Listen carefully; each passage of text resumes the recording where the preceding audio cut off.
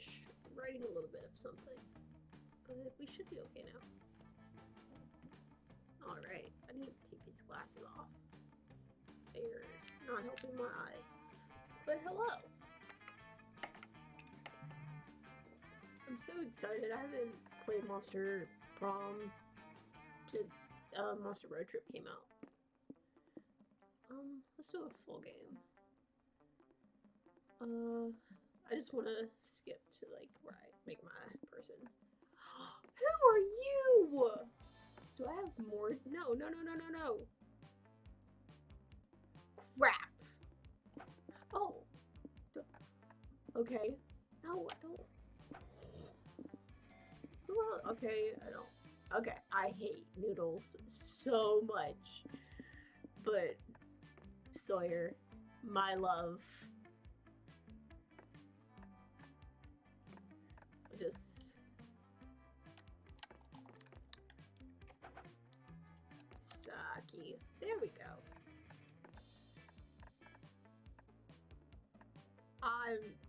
I love Sawyer so much. Sawyer's probably like my favorite. This'll be nice. I gotta love his Scott snacks. Yo, my backpack kinda cute.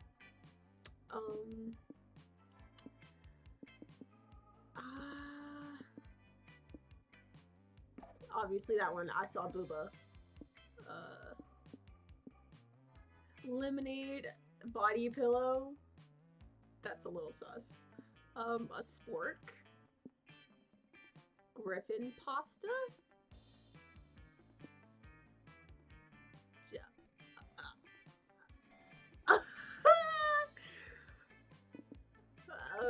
North facing moss. I want something I don't know if this will give me is it, oh god, what's the stat? Is it boldness? I don't know if this will give me boldness.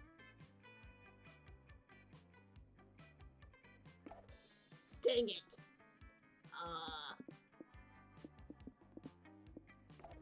Yeah. I knew the spork would probably give me that. Alright. One might say that the Monster Prom had hardened us on the highs and the lows of life. But no, in love, we're always absolute beginners. And summer camp was no different. I don't, that's gotta be Damien. That's, God, what's her name? Forget her name. There he is! Close to the last day of camp. Close to last day of camp. I just can't. I can't read. Everyone knew if you were into someone, you were going to watch that damn thing together. And so, a silent yet powerful pressure invaded us. It was the Monster Prom all over again. Oh no, my camera! Wait! No, what happened?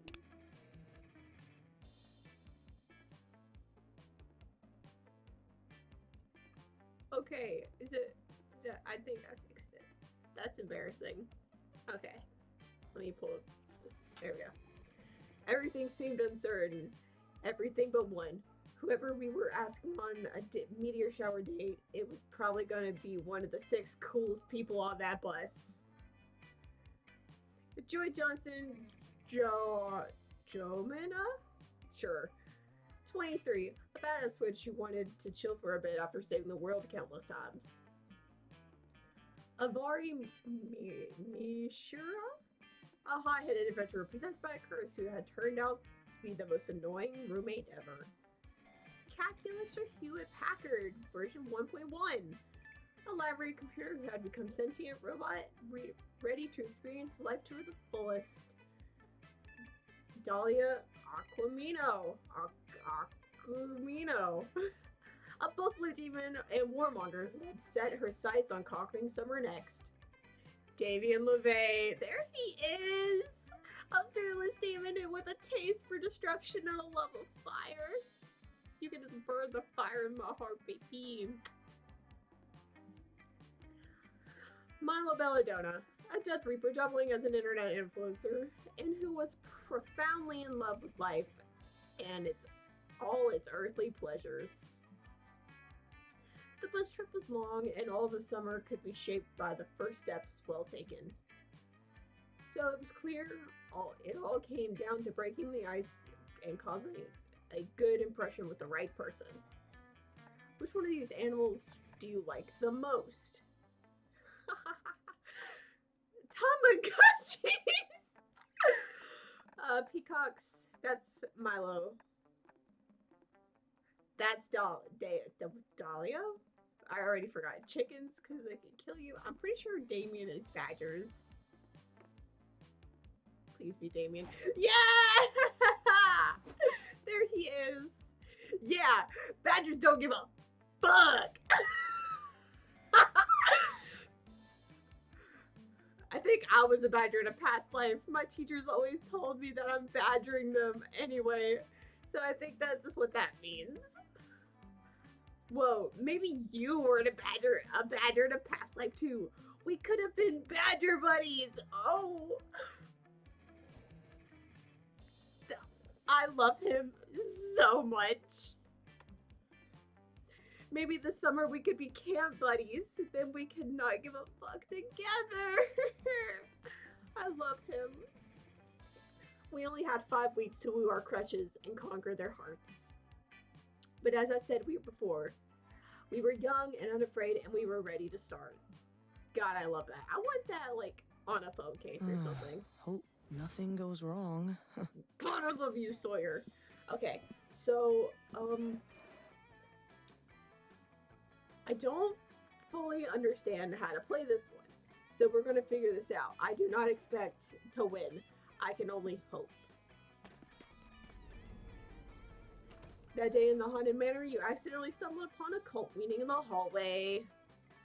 The cultists are wearing terrifying black robes, standing over a bloody body and chanting.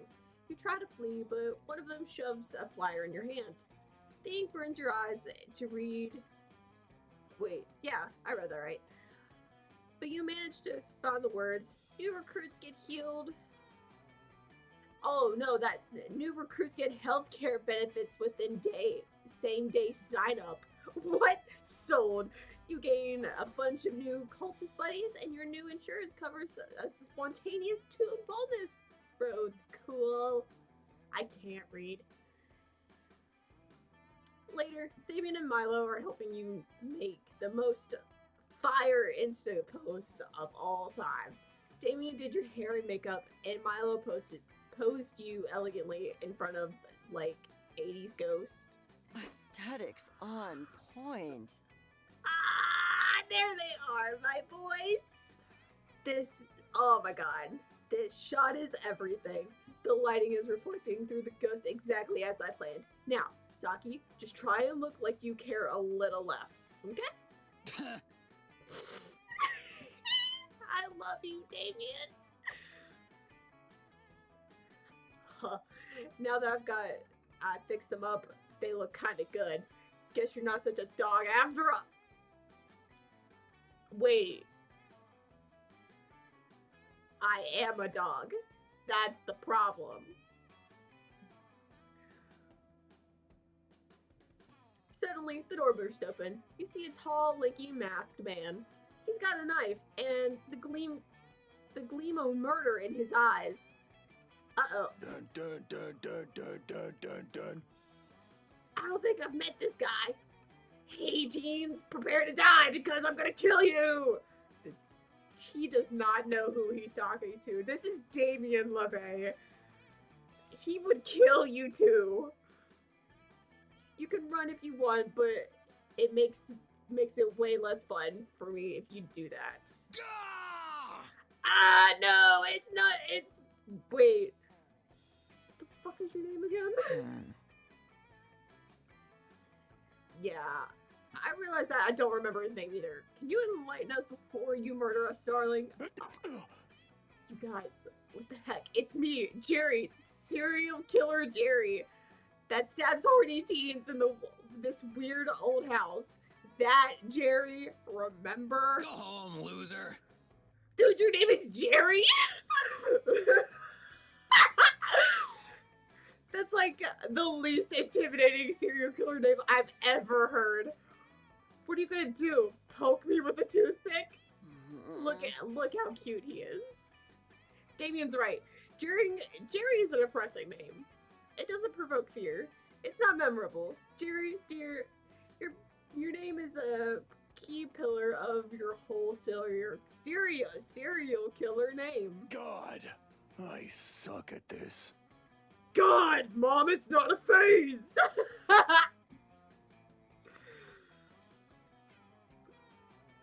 Okay. Wait, do I want to do voices? Can my throat handle this? Probably not. Okay. Time out from killing. Are you serious? Because I have kind of noticed that people don't always take me seriously when I kill them. Maybe they're not as scared of my name.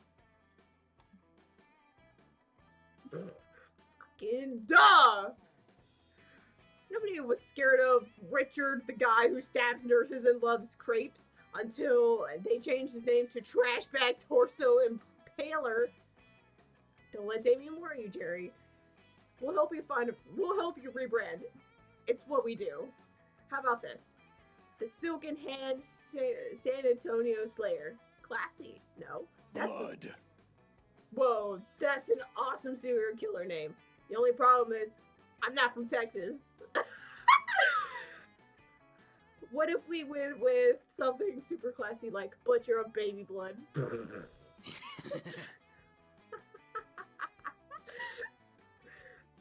You kill more teens than babies, right? You're just super weird about... What? Wait, holy shit, I just figured it out. How about the campsite ballroom? Damien, that's absolutely inspired, but I checked, and apparently someone has the handle campsite ballroom. I guess that name's taken. Yeah, come on. Hate the campsite ball ripper. The guy that's my #1 serial killer rival. He's always been ripping off everybody's balls before I can stab them. This is so hard. Should I just quit, you guys? Me about VTubing. I'm gonna be real. Oh no, Jerry's so discouraged. He's ready to quit serial killing. You hate seeing people give up on their dreams. Come up with the perfect serial killer nickname for Jerry. Jerry, the alleged murderer? Renowned Australian We're just gonna go with Jerry, the alleged murderer, I guess. Alleged murderer. Crap. Well,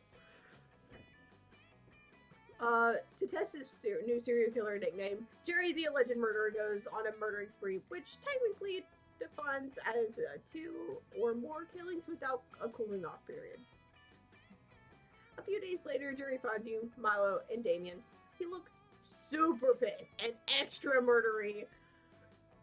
He also looks some murdery, but it's not worse than normal. No. Hey, you kids! Were you 3 trying to make me look like an idiot? We never try, dear. Yeah, we didn't do shit to shit for shit. I'm gonna start saying that. What are you so worked up about, Jerry? Aww. Jerry turns on the TV where 2 newscasters are giving the daily serial killer murder recap. Today, a man was arrested for stabbing 2 senior citizens in the eye. 1 knife per eye. And for a total of 4 knives, the police have arrested the alleged murderer. See? That lame-ass murderer is stealing my nickname. I told all my serial killer friends that I'm going to be the alleged murderer. And now they're all using it. It's bullshit. Whoops. Next, a man took the stand today for killing all the delegates of the United Nations one by one. The alleged murderer refused to give a name. Interpol is still investigating. Oh, no. Oh, there went my camera again. What the heck? Oh my, I never thought I would say this, but Jerry, the alleged murderer, makes an insightful point about branding. A brand name should distinguish you from all your competition. Oh, this is exactly what happens to poor Kleenex. It's why they were crushed by Puffs Plus lotion. You're no survivalist. At least there's one thing we can all agree on. This whole thing is Saki's fault. They came up with this dumb nickname. Remember? Get dead. You've ruined my career, and I'm going to deal with my emotions by murdering you. That's not going to be anything alleged about it either. Jerry stabs you really bad and leaves you for dead. You wish you were dead, but instead of dying, you just lose to... Dang! That was rough. Okay, I have to fix my camera. Can we go somewhere quiet for once? What the heck? Why do they keep doing that?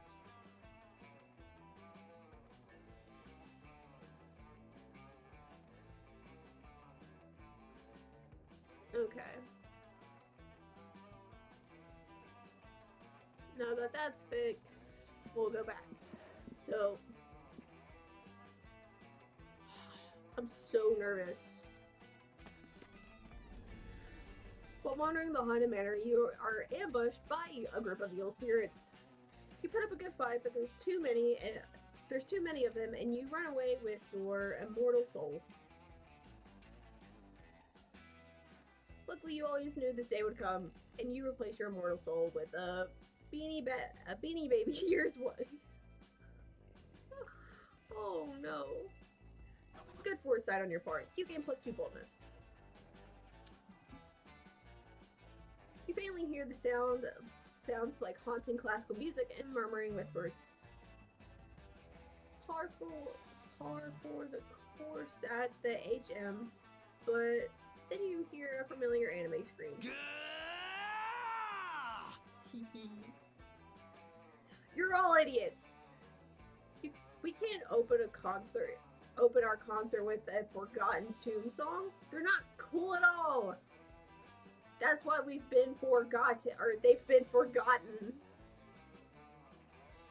It looks like your friends are in a room surrounded by Victorian ghosts having a party, and your friends look pretty freaked.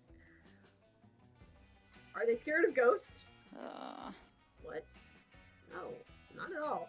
We have literal classmates who are ghosts, Saki. Welcome to the witching hour.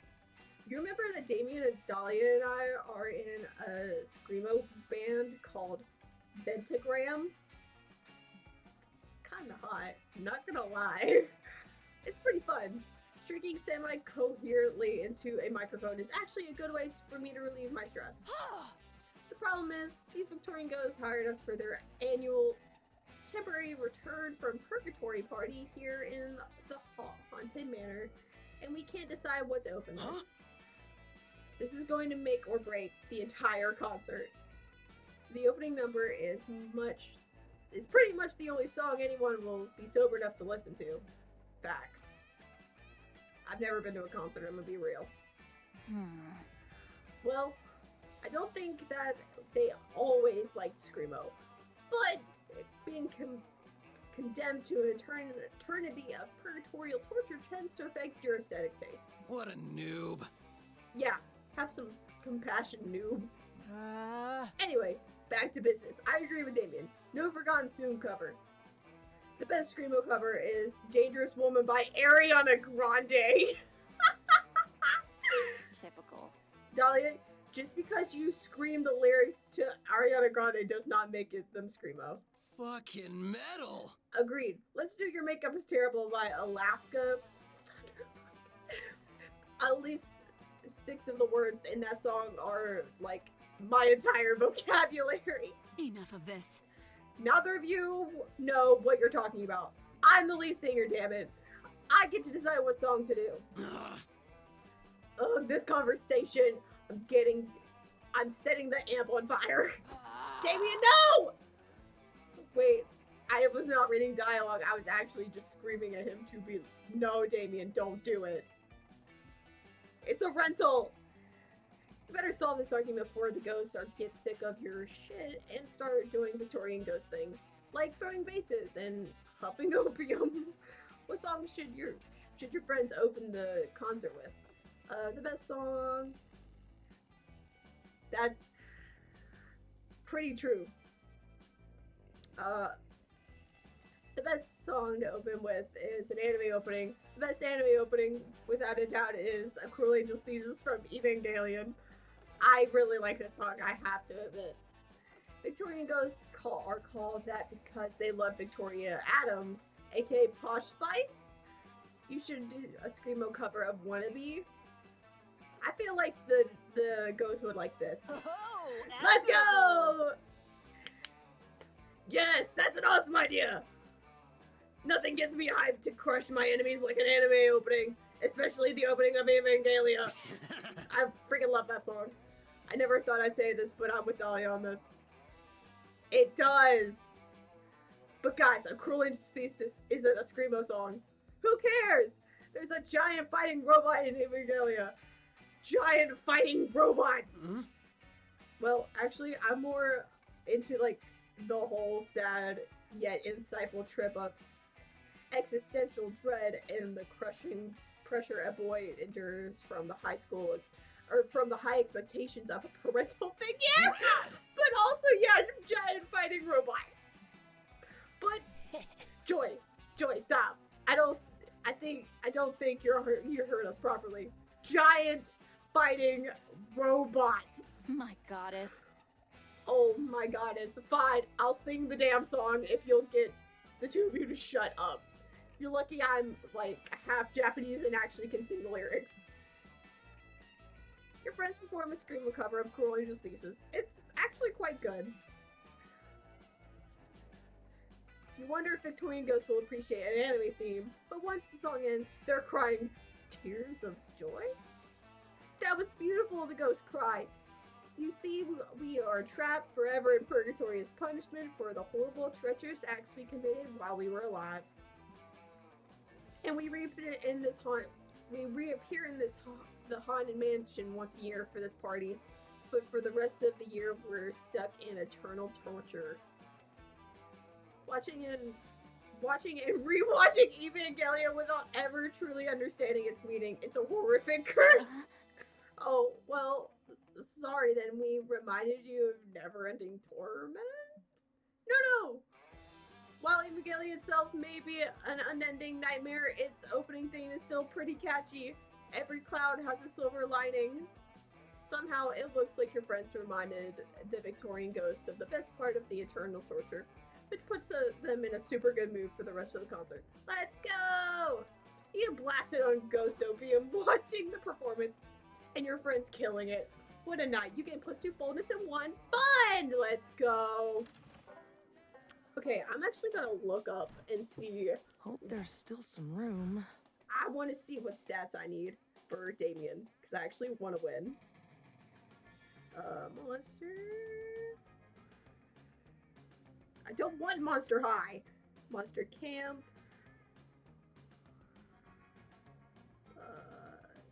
Damien. Stat requirements.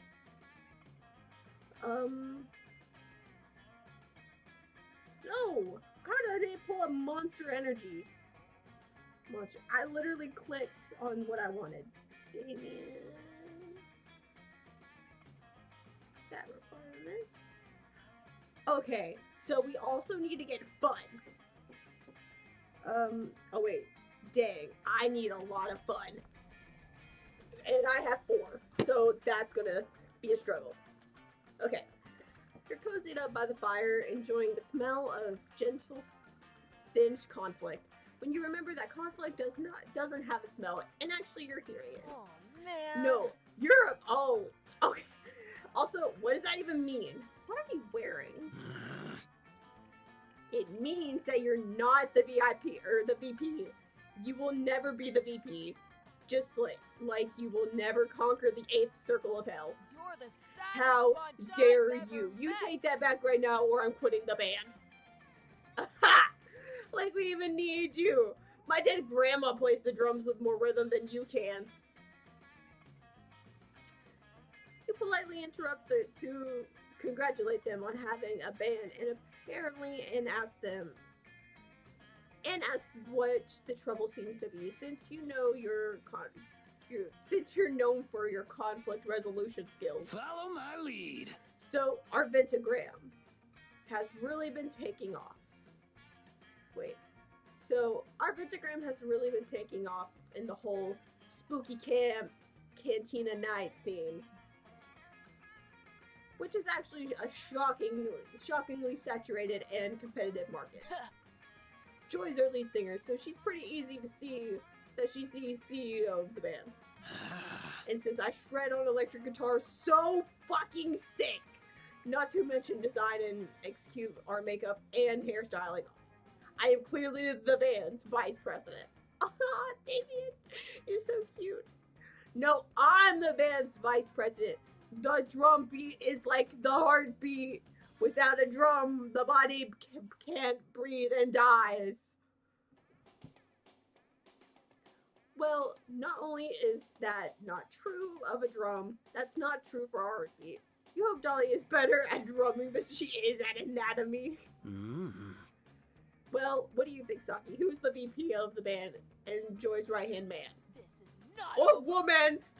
Nice try, Damien! A good vice president can carry the band through tough times. Joy is clearly in a group. She needs a VP like Damien to. Yes. This is what. That's ridiculous! Joy isn't in the band to release anger. She's in the band to realize her full artistic potential. And because she wants to spread more time with me, just to make absolutely sure I'm the perfect 4th Coven member. Dude, Dahlia, the band is literally called Ventagram, as in she needs to vent. No, it's Ventagram because vents are a really great system to keep closed spaces cool and the air not polluted. Just like our band keeps your hearing things cool. What?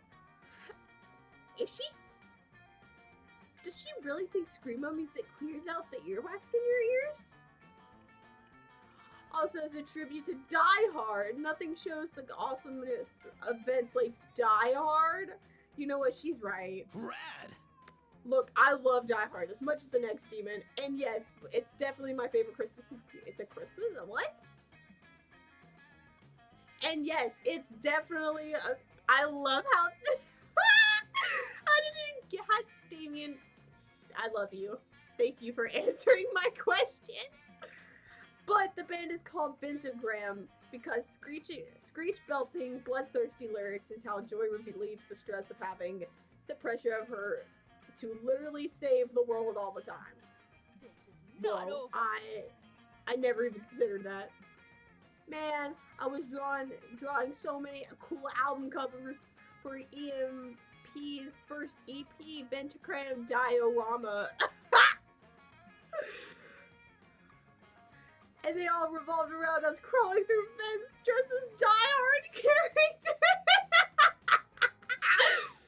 Aw. I guess I have to go redesign our album cover. And I guess you're the vice president of the band. Whoa, you're a pro. Thanks for having my back, Saki. Also, Joey totally named the... Damien, I love you so much. What Dahlia doesn't know won't hurt her. If you keep this up, you might get to be the vice president of Damien. I hope so. Okay, Hope this so- turn goes smoothly. Okay, so we need fun.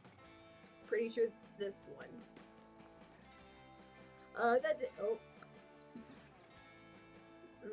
Gross. That day you bring a magazine to read by the lake.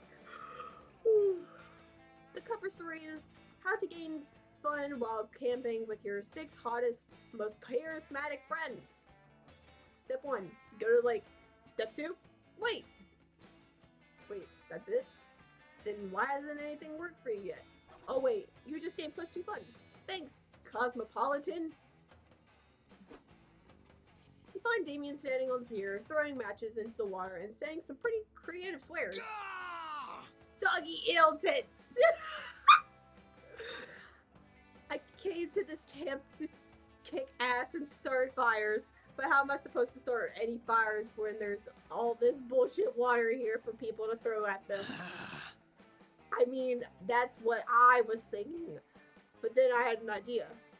I'm gonna set the lake on fire.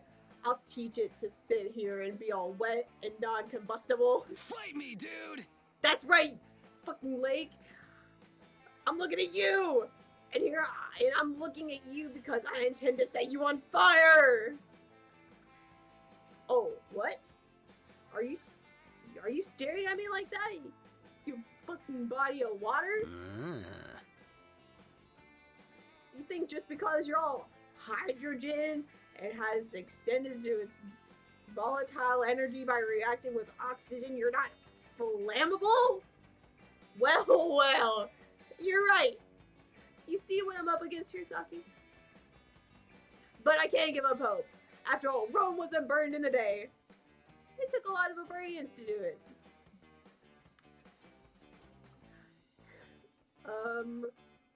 Hell yeah, all I need is a little help.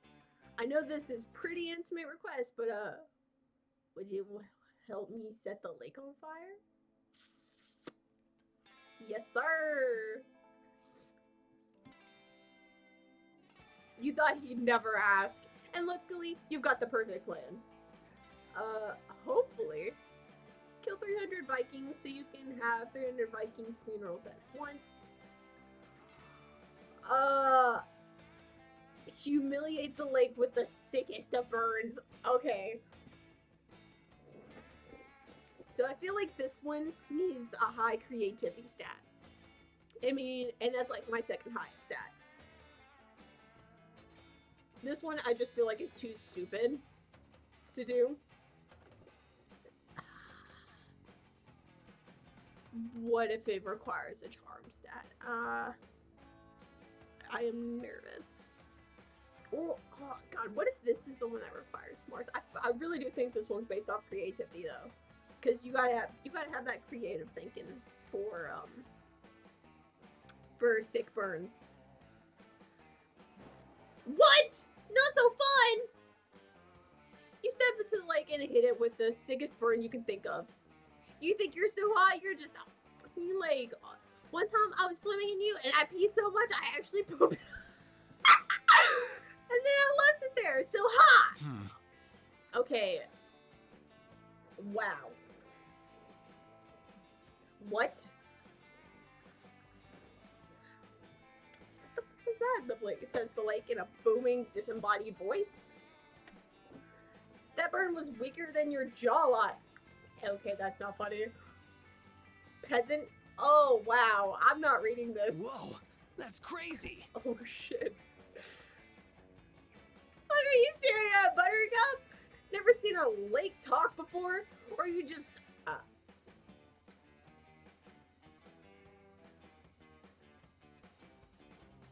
Okay,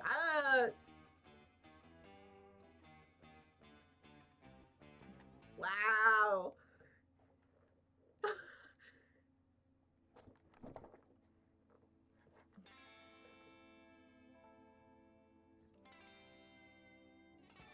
Wow. Follow my lead. Whoa, you're on fire!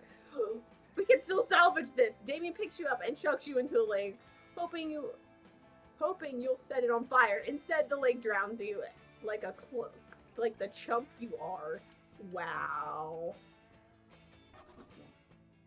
And I just lost my fun stat. And, oh god. What happens if I run out of a stat? I'm so scared.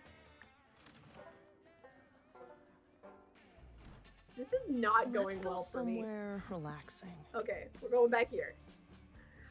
While looking at the lake for a private place to take a pee, you find a treasure map buried in the sand. It leads to an X in the center of the lake. You gather a crew of trusted friends, don your eye patch, and sail out to find the booty. Is it Damien's booty? When you arrive, you find a tiny island with a single palm tree. You dig up a box that says, "Open in case of very boring day." You open the box to find plus 2 fun. Arrgh!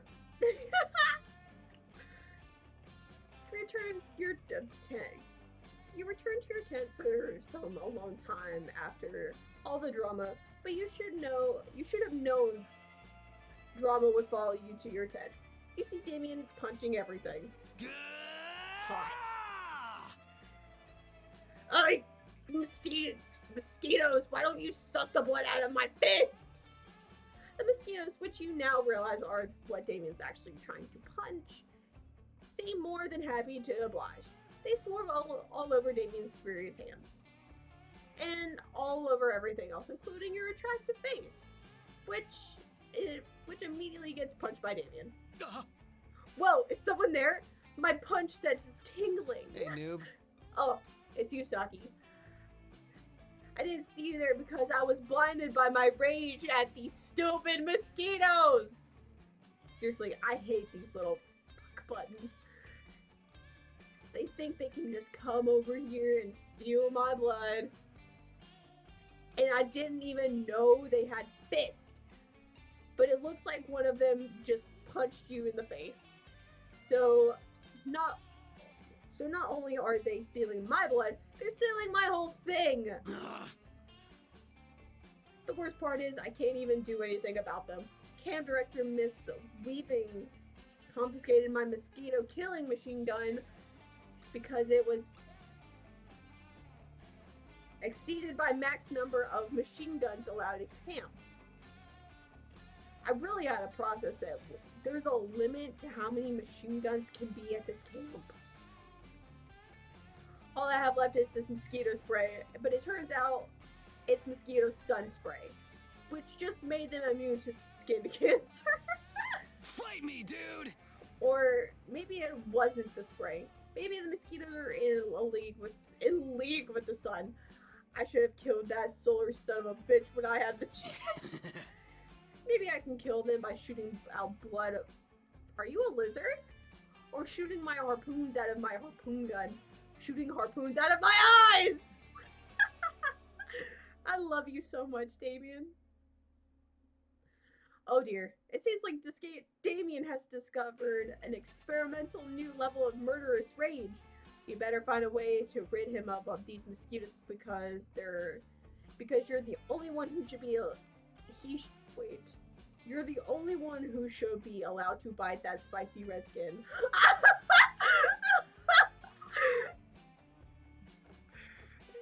Steal Damien's blood back from the mosquitoes in the most ambitious heist in Camp Spooky Histories. Mosquitoes can't stand the smell of lavender.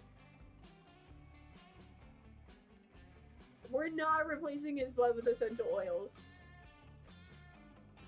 I have no expectations of this run, so I'm just bullshitting now. That's crazy enough to work! That worked! A heist, you say? You're the craziest. You're a crazy son of a bitch. I'm in. And I know just the guy. Damien leads you through a false tent into a secret sub-basement past a password door and into an underground speakeasy gambling chop shop laundromat. You're greeted by a writhing ball of fingers and a tank top, smoking a cigarette. Damien LeVay says, wait, hold up. I gotta get the character for this. Damien LeVay! It says somehow. I didn't know you were still alive! My bad. Not for a lack of trying, Jimmy Fingers. Listen, I'm putting a crew together and I need a hand. If you know what I mean, I don't. Too bad. I'm all thumbs. Come on, Jimmy. One last job. What would Dolly say if she... Alright, you devil. What's the job? A casino? A bank? Some kind of casino hybrid bank? Even better. This time, we're stealing all of my blood back from the mosquitoes that bit me at the summer camp. All of the blood. Why am I getting tongue-tied? All of the blood from the mosquitoes. Are you telling me? That's right. I'm talking about a classic Transylvanian hot tub, a Seth Brindle, and a reverse Romanian A Romanian Wilkinson? I know what that is.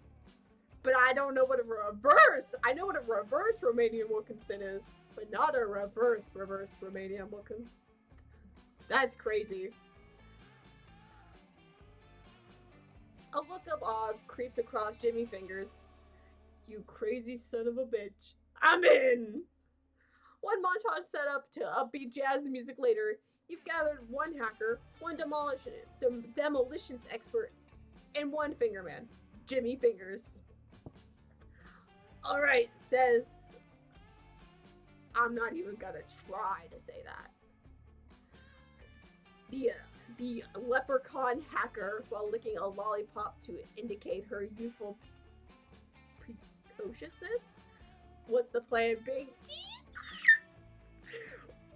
Way ahead of you, Junior. Jimmy, you'll parachute down from the helicopter while...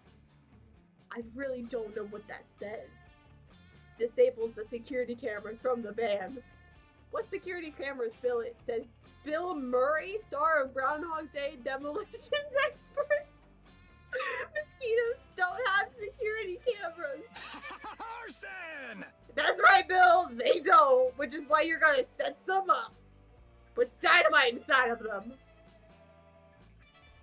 That's all well and good, says Jimmy Fingers.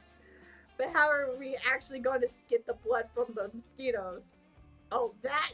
I already stole it while we were putting this team together. The plan is just a distraction. What a twist! Damien, you genius! You've done it again! We still get a share of the blood, right? Says beloved film actor Bill Murray. I, needed for something. We're like masters of survival. Hell yeah! Blood for everybody! Especially you, Saki. You're the real mastermind here. Yeah, because it was my idea. You've always wanted some of Damien's blood, and this was definitely the most straightforward way to get it. You gain +2 bonus, +1 fun. Let's go! Okay. Finally, some time to chill. You come upon to Avari, scrambling furiously in a notebook, glaring at everyone who dares to come near her, which is mostly Damien, who keeps trying to sneak a peek. Hey, could you maybe, like, jerk off, LeVay? I'm trying to journal and let off steam, and you're really making me feel like the opposite of calm and introspective. Come on! Just let me see what you're writing. I won't tell anybody. The curiosity is killing me. Killing you, eh? Ha. Interesting.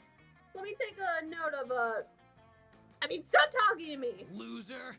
This is no fair. Didn't your therapist or whatever tell you that you need to share your burdens with others? Share your fucking burdens with me! Come on, Aravi. Oof. Using your words against you, Robbie? I'm gonna use Coach's words. The ball's in your court now. I don't want the ball! Can't you go bother? While she's screaming and flailing through, she accidentally drops the notebook. It flips open to a page with doodles of Damien being stabbed, beheaded, and eaten by a lawnmower.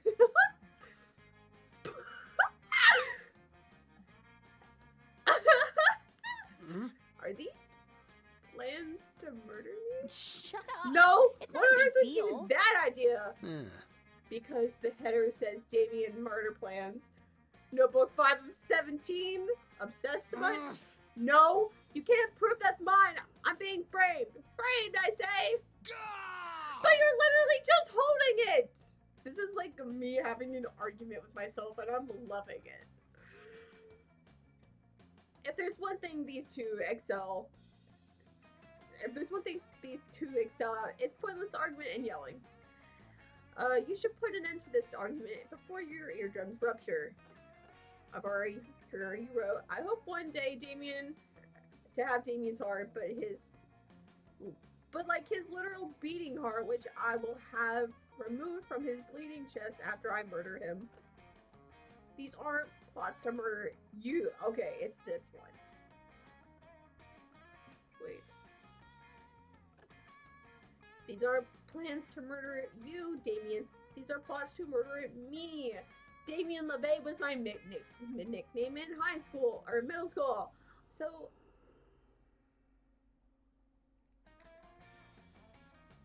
Okay. This is gonna give me points with Damien. Whoa, you're a pro!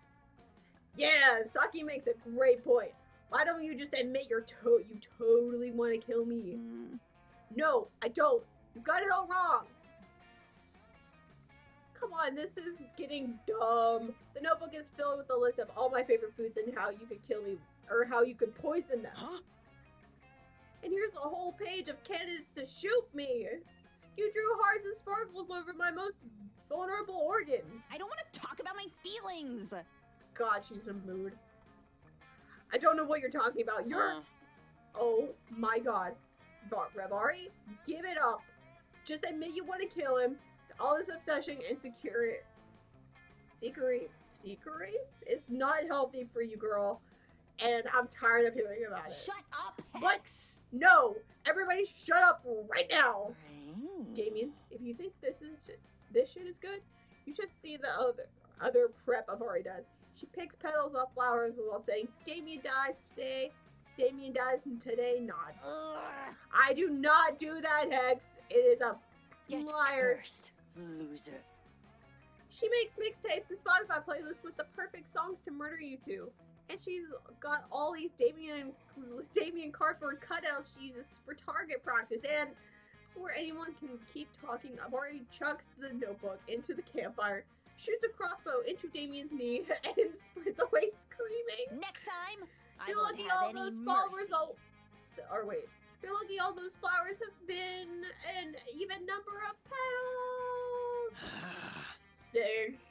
I've been meaning to get a knee pierced. You know, Damien, don't get your knee pierced. Having an assassin after me rules. Damien finishes the notebook out of the fire and opens it without bothering to put it out. Rad!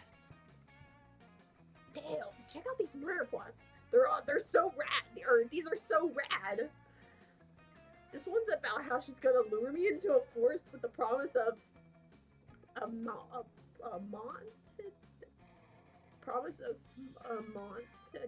What? I don't know what that is, but it sounds like a gun. I hope this is how I die.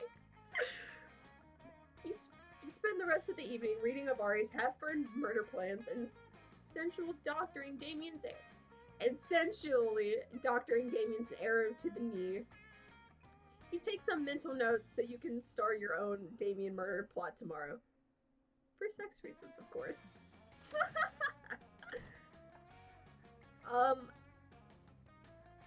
What?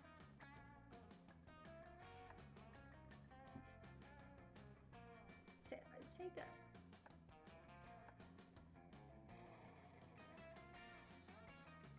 I'm scared. Did I miss something? Oh no. It's so... Weekend arrives and it's time to visit Juan, small magical Latino cat. Look who's here. Really, I don't know who in their right mind would take such a risk to visit my bar. I guess you have more thirst than common sense. Anyway, get ready to party! I forget how to do this.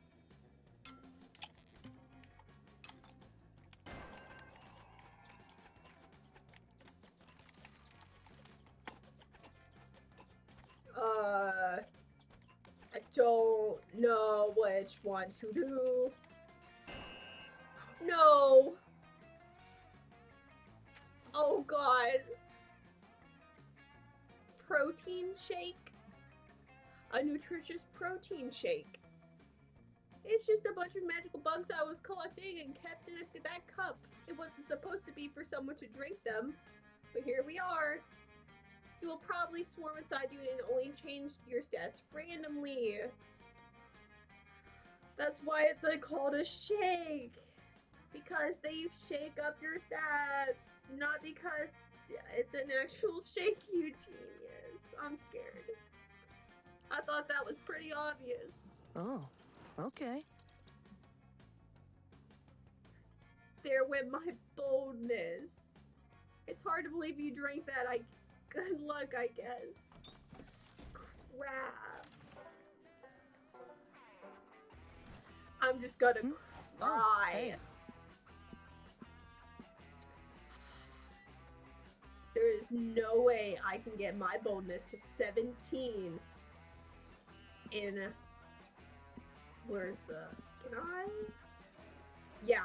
So, there is no way I can get my stats to 17 unless I get really lucky. Let's just go ahead and try and get our fun up. You head to the lake to get your tan on, but as soon as you get there, it starts to rain. Most beachgoers leave, but no, you will enjoy a fun lake day, damn it. And you had a really rough morning, and you won't let anything else stop you from gaining fun. That is so true. Oh my gosh. You aggressively splash in the lake and laugh as loudly as you can, hoping the clouds will give up on trying to ruin your day. Instead, the lake gets struck by lightning. When you wake up from the electrocution coma, you're on shore and the sun is shining, and you have a cool new facial twitch. You win! You gain +2 fun. You're chilling in the lake at the lake literally because the lake water is cold. Luckily, it's still hot because the sun is shining, and hot because Damien and Milo are there. Did you like those temperature-based puns? Probably not but that's what you get for playing a comedy dating sim. #fail. Ugh. There's a flare in all my cell face. That's not cool. On purpose filter kind. The actual accidental sun kind. It's it's like the sun doesn't even care about the gram. Ugh, the sun! I hate the sun! Oh well, it wasn't a huge deal to me. Lame. No, it's a huge deal! The sun is huge! And it sucks! I want to punch the sun in the face! The sun is a diabolical monstrosity intent on ruining our fun. You think it's ruining your pictures by accident? Yes. Yes, I do think that. Follow my Well, you're lead. all wrong, buddy. We need to show that awful butt brush of a gaseous ball of fire that we can enjoy the lake without it. So, find some shade? Yes, exactly. Great plan. It would be nice to find some better lighting to highlight my amazing cheekbones without washing me out. Fight me, dude! And wash the sun right out of the sky by showing it who's boss. It's us. Us and our shade. You reap what you I've sow. always been great at throwing shade. Time to take it to the next level, I guess. By punching the sun! So, Saki, any not psycho ideas? Well, call upon the Lord of Shadows because he's...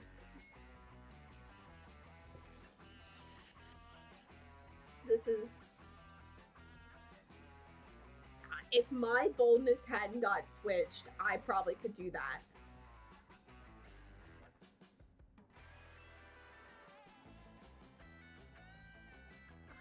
I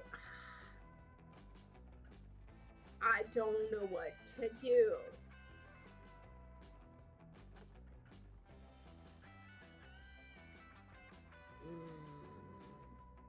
That's crazy enough Okay, to work! that we did it. We got it. Whoa, whoa, there's a badass, and then there is badass, and that is both. Never stop being you. I gotta stop doing that voice. It's hurting my throat.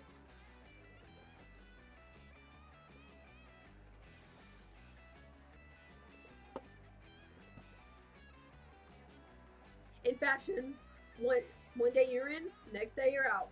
By a lake wearing a hat so giant it blocks out the sun. It's all about trends, and if you think about it, a really, really big hat is just a local constitution of a recent craze of really, really small hats at a jaunty angle. Yeah, and this hat will be worn completely flat and at no angle at all. God, I can't read. So as best to defeat the sun. You reach into your swimsuit and pull out a huge hat.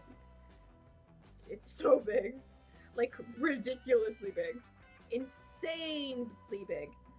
As big as the whole lake. As soon as you then pull out a second hat because options.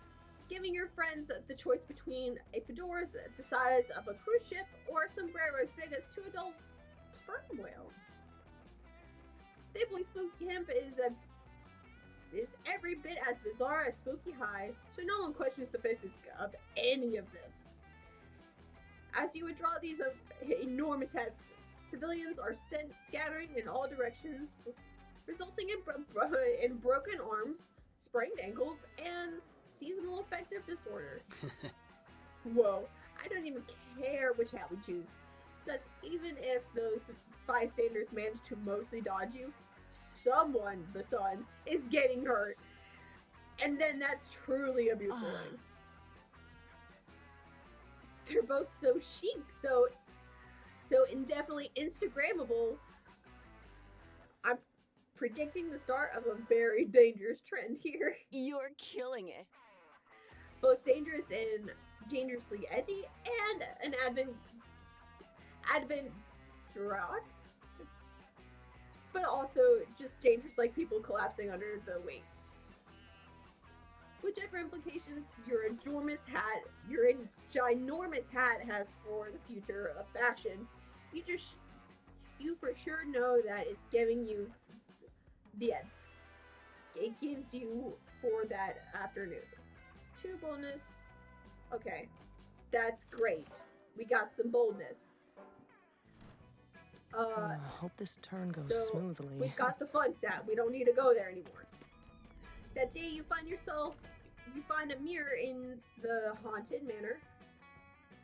Okay, I wish I could fucking see. But instead of showing your reflection, it shows you an exaggerated evil version of yourself. Evil you says, you will never surmount your insecurities.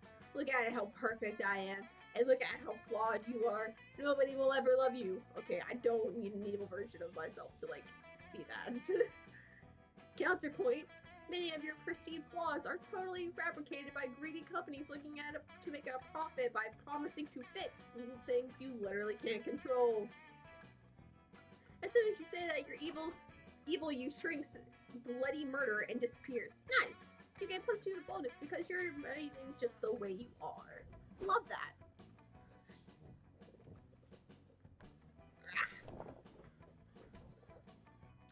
You link up with Milo and Calculaster, who are busy rebranding the spooky basement as a selfie crypt. Damien is helping by threatening the ghost. Aesthetics on point. Marvelous! All we need to do is desiccated corpse that under that rose-colored mood It's lamp. murder time. You'll have plenty of corpses to choose from in a second. Hi, Jerry. Except you won't be able to choose because you'll be dead. Because I'm going to stab you. I'm Jerry the murderer, by the way. We may have met. I hardly blame you. Kill me? Ha! Please, darling, you can't you see I'm an immortal entity beyond the petty distinctions of life and death? I too am an unwise target for stabbing. friend Damien gets electrocuted every time he tries. Rad. Great, that just means more stabbing for me. Let's get knifey, you hockey masked. What? You kids aren't scared of my stabby knife? Well, that's fine. Because I'm not here to kill you. I'm here to kill the vibe. Yeah, kids love the vibe. I'm here to kill it. Axelica. I think I had it the first time. Play a honkin' and dunkin' by the polka pals. Let's see your precious vibe survive these tunes. No, my carefully cultivated vibe. It's a protected species. He put a Bluetooth-enabled smart speaker in a knife handle. This is a stab in the face to knife maniacs everywhere. I am upset because my friends are upset. We must escape at once. Quick, to the car! Not enough memory to process this. But the camp is extremely nearby. Camp is extremely nearby, friend Milo. What do we need to do? What need do we have for a car? It's not just a car. It's a 1937 Dalier Roadster. I don't know anything about cars. The only car aesthetically capable of sustaining such a critical entry to the vibe. But I don't know it. I don't know.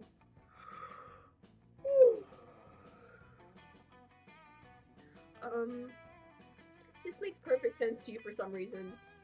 You all dot out of the window and rush to the car, but when Milo turns the key, nothing happens. What the hell, car? Drive before I slash your tires. It's not the car's fault. I'm afraid I only bought it to take pictures next to. I never checked if it actually ran. You can run, but you can't hide. We're in a slasher film. Here I come, kids. I hope you like wearing plaid and chewing tobacco. No! The life of the party is in your weirdly sweaty hands. You've got to find a way to get this car started, but how? You can't just start the car. It needs some foreplay. Forget the car. Convince Milo, Damien. No, that's not it. That would kill the vibe, I think. You can't just start the car. Some foreplay? Okay, I have a really high charm stat, so I think this would be okay. Huh? Yeah, so charming! We've got to do something quick. Everybody help me threaten this car some more. You shake your head. You smile and shake your head. Threats aren't the answer here, you tell them. I know a way to really get this car's motor running, if you know what I mean. I do not, but judging by your past behavior, I assume it has something to do of a sexual nature. I don't care what you have to do, Saki, but do it fast. We've got to get this vibe to a hospital immediately. Preferably a selfie hospital. You don't need to be told twice, or even once. You were born to romance this automobile. You start with a full body wax, one for the car and one for you. Feeling clean is an important prerequisite for feeling dirty. You move around to the front and give the windshield a long squeeze and gently caress the wipers. A little wiper fluid squirts out and dribbles down your Excellent. chest. Wow, this car must really be excited. I only squirt wiper fluid when never mind. This game. You slide gracefully around to the rear where that's a lot of junk in this trunk. You take the opportunity to slip a cheeky finger up the tailpipe. The horn honks with a surprise delight. So fetch. What? This is technique. I've always said that the tailpipe is too often ignored during foreplay. You're just about ready for the main event, but you're still missing one key ingredient, lubrication. You pop open the hood and fill her up with premium oil as you slowly finger the crankshaft. Huh? I had no idea there was a sexier use for oil than setting fire to people's kids. Oh my god. I really just banged a car. Oh my god. The car can't take it any longer. The engine rumbles to life with a throaty purr. You're absolutely drenched with oil, car wax, and wiper fluid. Just the way you like it. Climb in, Saki. I think that there might be hope for this vibe after all. You stare deep into the car's glowing headlights. You've been in control so far, but the engine is roaring, and yes, you want it inside it. Oh God, my I god. suck at this. I hope you're ready to get your vibe murdered because I'm... Aw, damn it. You're escaping! If only I hadn't stopped to murder all those other people. You speed away from the scene of attempted crime and also a bunch of actual crimes with your friends, with your hair, Wi-Fi antenna blowing in the wind. No one says anything that would kill the vibe, but you can tell they're wondering what it would be like if you used your foreplay skills on them. You get the car's phone number, +2 fun, +1 boldness. Let's go! I really just banged a car. I can't. Where to sit tonight? God, I need to look up who Sawyer's voice actor is. I love them. You've been waiting 20 goddamn minutes for someone to pass you the marshmallow bag. You finally get up and realize who's hogging it. That was pathetic. Screw you, LeVay! You know I'm the best at making s'mores. I'm better than you at everything I do. And also, I'm better than everyone at everything, period. Yeah, Vari, cool. We get it. You like winning at stuff, and that's your whole character or whatever. Listen up, noobs! But unlike you, I have some depth now, which means I'm not just better than you. I'm at catching these marshmallows on fire because I'm an edgy pyromaniac. Ah! It's also because I have anger issues, and losing at this would really make me angry. I don't know why I'm censoring this. Aren't they the cutest, Saki? Honestly, Damien is so cute right now. Yeah, I'm talking to you, broski. I know why you're here. You want to get a taste of someone's delicious forbidden marshmallow, right? We're not going to talk about that. But you should try judging their s'more making contest for a bit. I've been doing it for the past half hour, but I keep forgetting to give them criteria. You're gonna eat that. I think I just like eating free s'mores. Yeah, that's one thing Damien and I can probably agree on. Texas judging so far has been totally crap. That's crazy enough to work! But now that Saki is here, they can judge the s'mores contest.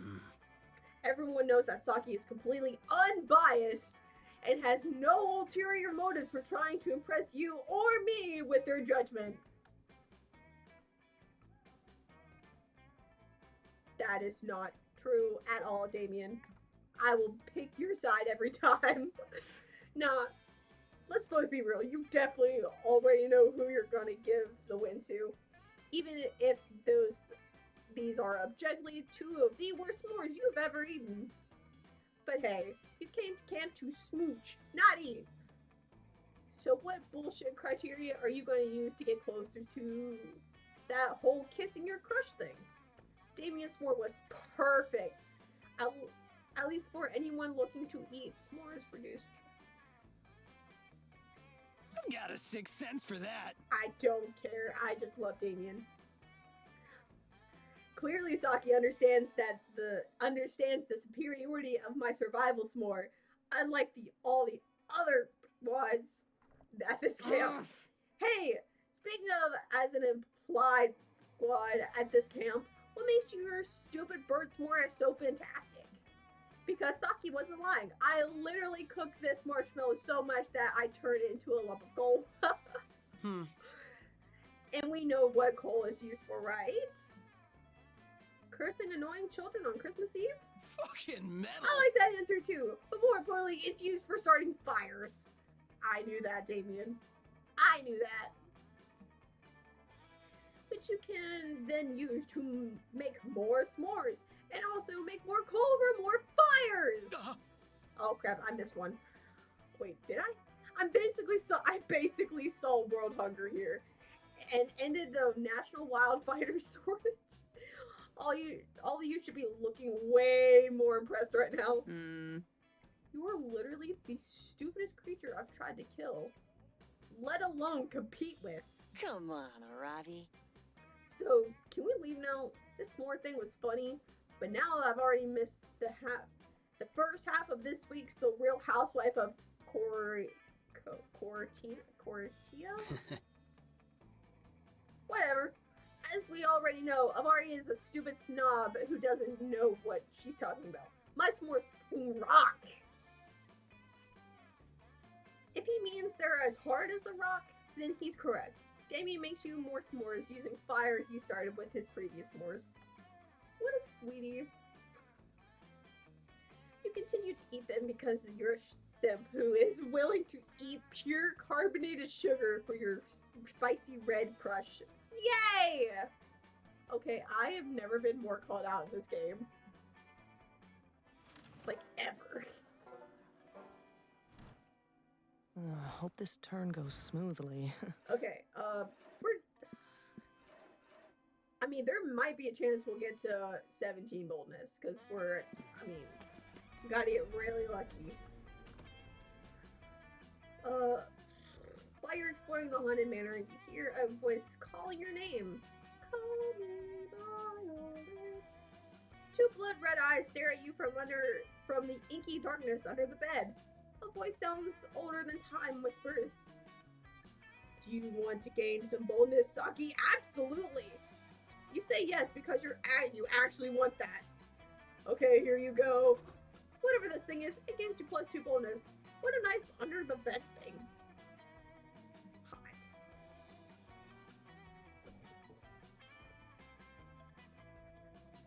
Later, you're snooping around looking for spooky things when you run into a 6-foot wall of impenetrable muscle. Nothing can scare Dahlia. Hi, Dahlia. Hey, Saki, what are you screaming for? This place isn't scary. What, like a few severed heads and visions of my grandpa screaming in horrendous pain are gonna freak me out? Where I'm from, you can buy that at IKEA. This is, God, is that me in 20 years? No, I can't lose my buff terrifying beauty. My bonus is my best feature. I don't know whether I should be offended or smug that my appearance is your worst fear. So scrawny. What are you doing here, daddy's boy? Someone shut off the AC in your private condo? No! I came here for the same reason I go anywhere. I wanted to set stuff on fire. But apparently this building is flame retarded. Held a blowtorch next to the wooden staircase and nothing happened. It was the scariest shit I'd ever seen. No, you're trapping around here with those without makeup is the scariest shit you've ever seen. Ha! Burn. Shut up! Don't say burn! That word has no power here! While they argue, you find the haunted bathroom to take a spooky piss when you hear the sound of a trapdoor deployed, along with Damien and Dahlia screaming in unison. You turn your back to see them trapped in a fishnet that appears to have dropped from the ceiling. Standing underneath are a group of teenagers and a Great Dane. Is this the Scooby-Doo gang? job, everybody, says the blonde leader-looking teen. I knew the Clue Crew could... The Clue Crew? I knew the Clue Crew would catch these crooks no problem. Like, what do you mean, no problem? Asked the skinny stoner teen. Scrooby Dooby and I were scared stiff. And like, we're almost out of dog treats.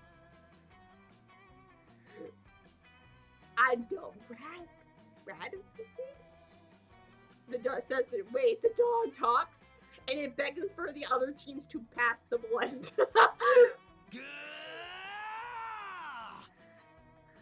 Let us down right now before I stab your eyeballs out and shove them up your asses like anal beads.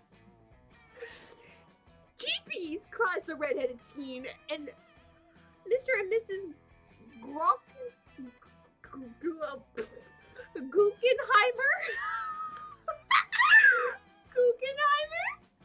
are really mad that we've ruined their plot to drive down the price of their property and resell it for cheap. Wait, you think we're real estate agents? Fuck off. Gross. You think we're married?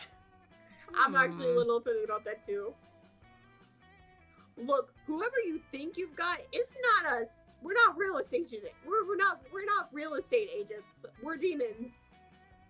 We're way more upfront about the whole eternity of damnable torture than the most landlords, and don't bother hiding any of the details in the contract. Mm-hmm. Well, that's not entirely true. My dads do make a lot of their money by selling off land in the Eighth Circle. You're the saddest What? bunch I I've can't ever believe you. met. Bays, always abusing your power and speculating with your crappy land. It's too late, Guggenheimers, says the nerdy teen. As soon as I find my glasses, we'll tear your stupid mask off and send you to prison. Okay, but seriously, can someone help me find them? I can't see shit. It seems like these weirdo teens want to rip Damien and Dahlia's faces off, but you like those faces and want to smooch them. There you go, Damien. We need to save them, or you need to save them using clueless crew logic. Transform your skull into the head of a real estate agent so you can rip off your own face and point out it's problematic that these kids invade people's homes, trap them against their will, and rip off their faces without their consent. Who's the real criminal?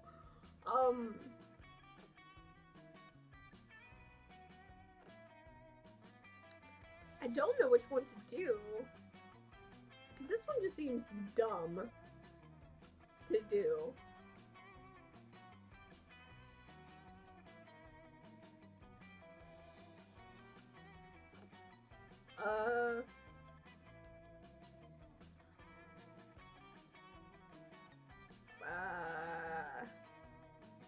I don't know.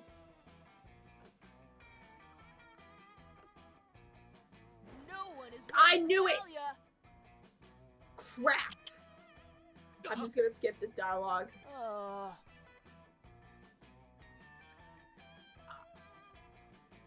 Fight me, dude!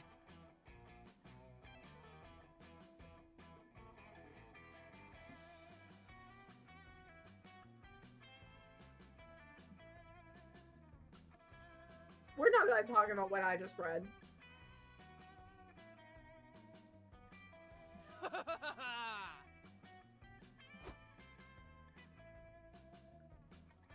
Oh, I knew.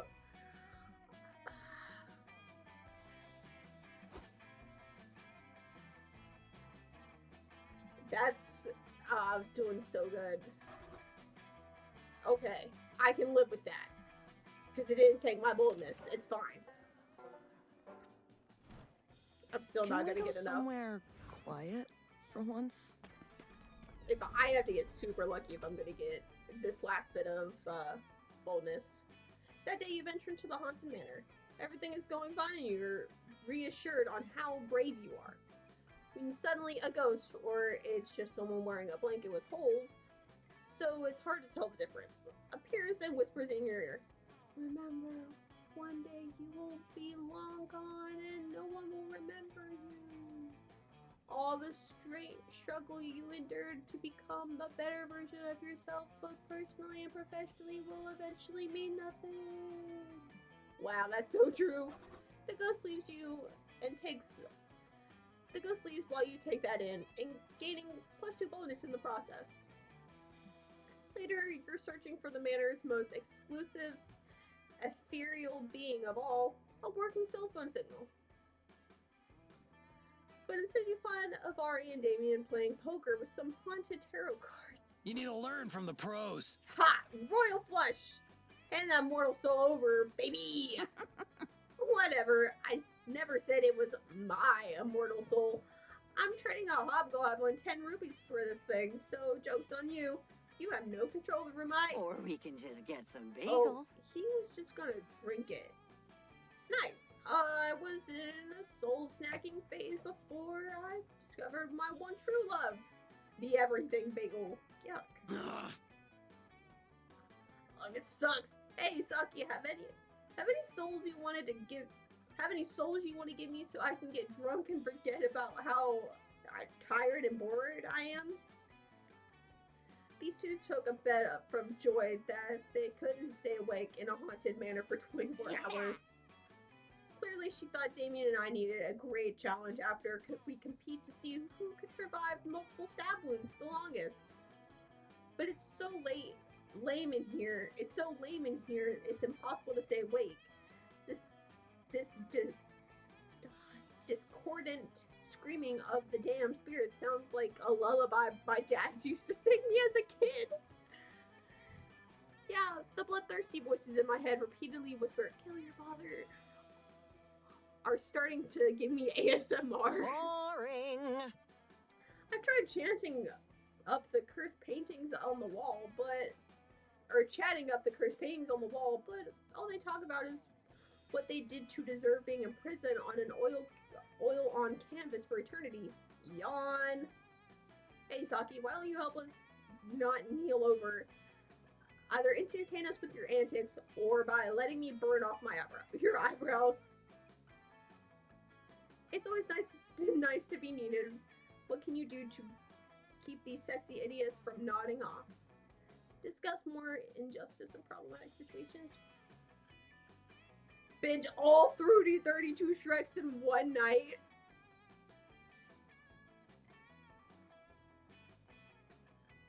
That just might work. Yeah! That's a great idea. It'll be a relief to get the TV off the eardrum screeching static channel anyway. I knew keeping the entirety Shrek filmography in Avari's bag of holding would pay off someday. Yes, as you may well know, there are two main differences between Monster Prom Universe and your universe. One, monsters are real. Two, there are 32 Shrek movies. It's truly a blessed realm. You watch Shrek and quote the Onion monologue perfectly. You watch Shrek 2 and sing along to Jennifer Saunders' flawless cover of Holding Out for a Hero. You debate how the donkey got the dragon pregnant in Shrek the Third and agreed that Shrek Forever After was so forgettable I can't even make up a good pop culture reference about it. Alright, time for Live Free or Shrek Hard. I love Shrek's action film period. Here for it. I'm more of a fan of My Neighbor Totogor. Baishi-eyed Lord Farquaad was the best thing that ever happened to his character. But judge me if you want, but my favorite is still Puss in the Boobs. Puss in the Boobs. The only way to make Shrek better is by making it rated NC-17. You watch them all. Shrek Mall Cop, Shrek Noir, Shrek 27, It's just Shrek 2, but renamed it 27. Shrek 30, Untitled. The experimental dadist Shrek movie in which Fiona contemplates a banana for a what? Girl and I are binging into straight 3 days of Shrek, but who's counting? Shrek is truly love. Shrek is truly both love and life. You win the hell out of the bed, and at one point you even graze hands with your sexy friends while reaching for the popcorn. You gain +2 creativity, +1 fun. I think we can do this. I just gotta choose the right log. Okay, we're at 11. I need 17. You know, there's something strange. Damien isn't fucking with the campfire at all, and Milo is looking at it, a phone other than their own. You get a closer look. Huh? I just don't get it. I'm putting my heart and soul into this YouTube thing, and I'm not getting any response. Is it something wrong with my videos? Are they no good? That's so No, of fetch. course not, darling. Your content is fantastic. Especially this one here, cut crease with the blood of your enemy's prom makeup tutorial. So fetch. It's your demeanor that's the problem. You need a complete personality rebranding, and completely overhauling other people's personalities is what I do best. For example, perhaps instead of opening your videos with "What's up, noobs? Let's fuck up some foundation," you could say, "Let's put some of that inner beauty on the outside." That sounds really stupid, but really should be scripted. But you should really be scripting your videos to be more watchable. Oh, why not give your followers a cute little name? That way they can identify with you and bring in more individuals to your watch channel. Like I have mine. Maybe call them the Damiacs or the LaVey obsessed with makeups. Just make sure that it's short enough to be used as a hashtag. That's what really gets the ball rolling. Listen up, noobs!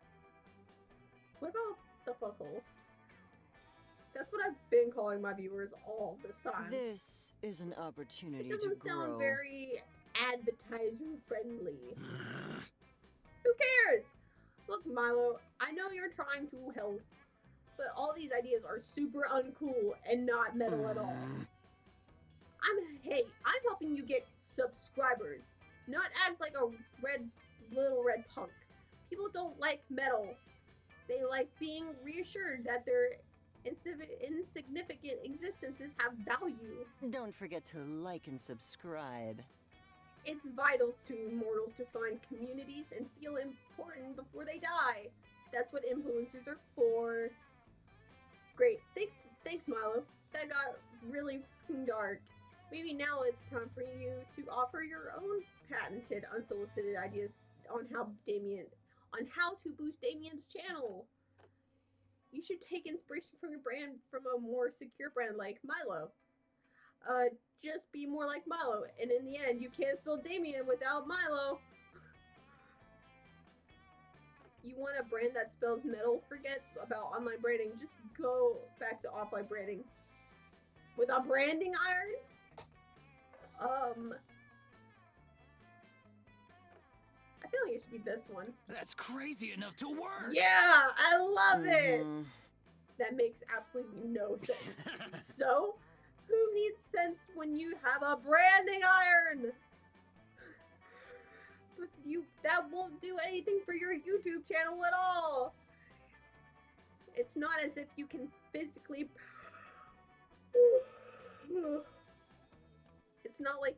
It's not as if you can physically brand subscribers who only connect with you digitally. What a noob. Hey, check it out.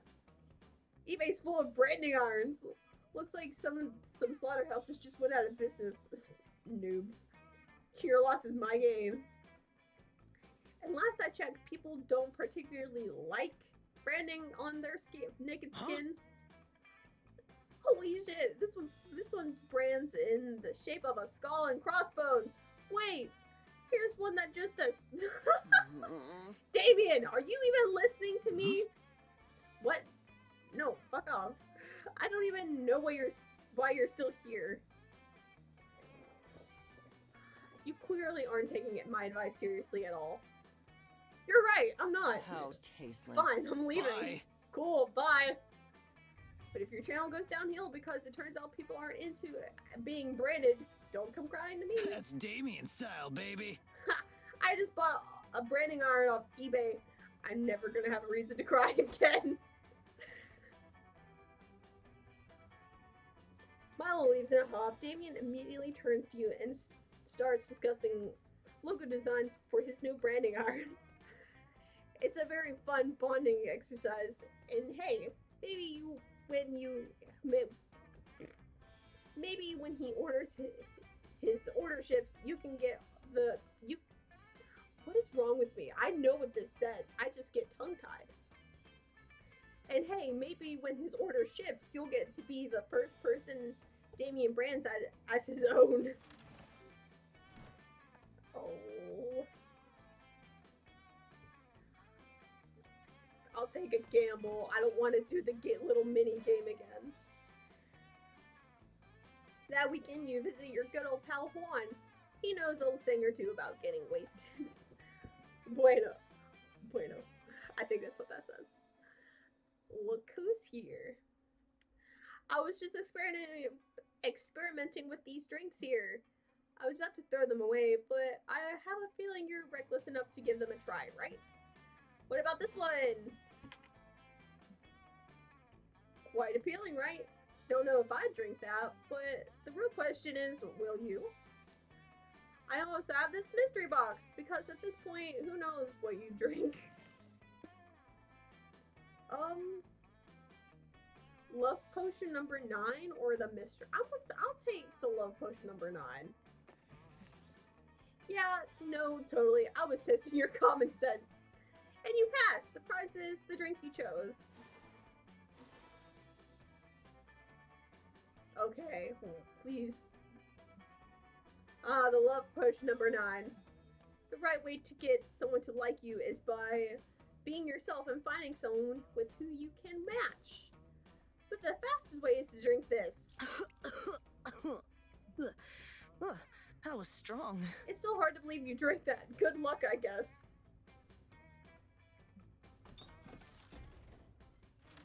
So, what did that do for me? Let's go somewhere relaxing. I don't know what that did. In the haunted manor, a voice whispers to you from the walls in a frightening voice. Saki, you can't escape your fate. You will soon gain boldness, but after that, something weird will happen to you. It could be great or terrible. You don't want something potentially terrible happening to you. You stay... Oh wait, that's not the ghost voice anymore. You don't want something terrible to happen to you. You stay put, and to be sure you don't get extra boldness per the voice's prediction. Look at you, trying to defy destiny itself. That takes some bravery. Here, have 2 + 2 boldness. 13, okay, we're getting it. There's a good chance we'll get it. God, I'm scared. Oh no, I don't know if we'll get it. Meet up with Damien to see if you guys can spend the whole night in the haunted mansion. Not because anyone dared you to or anything. You're just horny. Yo! Well, the power is out, and the walls are bleeding, and someone's upstairs screaming like they're getting axe murdered. I can't imagine a more romantic setting. Maybe it's just that antique vase the poltergeist broke over my head a few minutes ago, but I think I'm falling for you. Damien leans in close. Yes! You finally get a chance to kiss those spicy red lips. touching. This man, I swear to God. Hey guys, you making out over here? So what if we were? Here's Jerry. Sorry, I guess I should have introduced myself. I'm Jerry, the haunted house's resident slasher killer. It's my job to brutally murder any young people making out on the premises, which I'm pretty sure you guys were about to do. So, get ready to bleed a lot, I guess. So wait, you're only killing people who are making out? I mean, I kill anyone in the process of hooking up, really. Some of the older slasher killers targeted minorities too, but personally, I think that's super problematic. Well, yeah, let's get to it. What? Getting knifed is my second favorite kind of foreplay, right between big fire and other. Stabby, stabby. You're making this weird, man. I'm still gonna stab you, but I just want to make it clear that I'm not doing this for sex reasons. Maybe you're not, but I totally am. Come over here and penetrate me, you psychopathic stud. Oh no, it seems like Damien might be hornier for this knife-wielding maniac than he is for you. You've got to give this killer someone else to kill, so he leaves you alone with your own knife-wielding maniac. Luckily, you've got the perfect suggestion. What about that police officer over there? I hear he's on the verge of retirement. I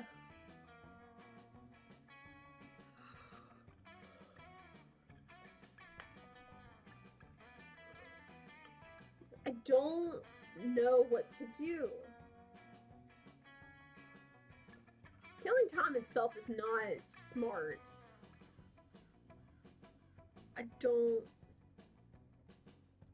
This game is good at making you think.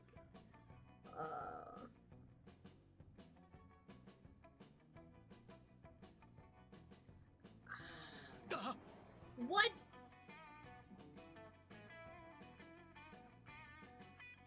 I'm gonna lose stats I for have this. an alibi.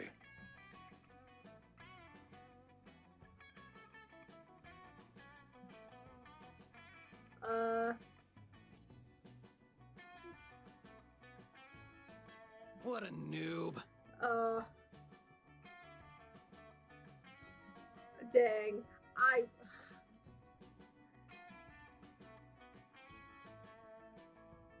Yeah, come on. Dang. Yeah.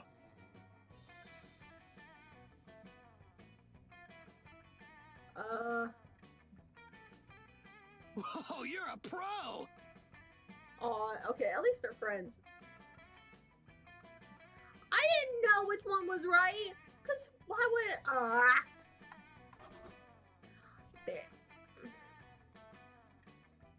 there goes the boldness I just lost.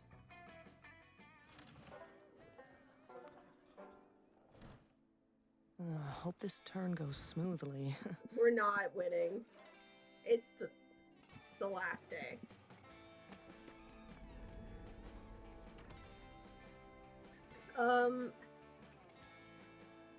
As you're searching through the haunted manor, you come across an enchanted doll that promises to grant you all your wishes. Cool, you'll take it. It possesses you, of course. Turns out, the spirit was inside it. Exactly like you. Okay, +2 bonus. You're wandering around here alone when suddenly you feel a cold, sharp edge of a rusty knife against your throat. Knives!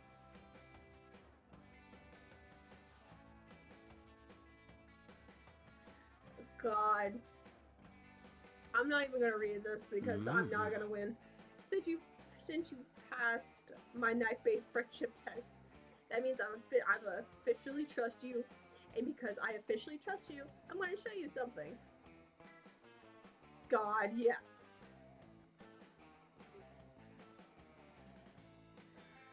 I don't know if I'd personally settle for a seed, but I mean, seeing his apps would be cool. I'm gonna show you my secret spot.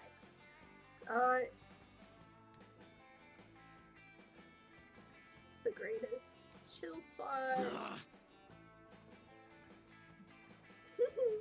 You follow Damien as he leads you through the woods. You're about to follow him into a little clearing when he suddenly grabs your arm and stares deep into your eyes. Damien pushes you down the clearing, showing you his ultimate secret spot.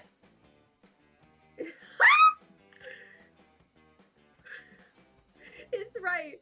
The tree does look like a... It's gonna...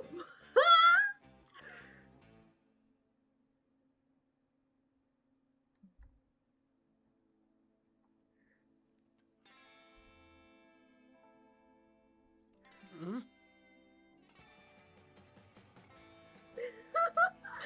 We didn't see his dick, but we did see a dick.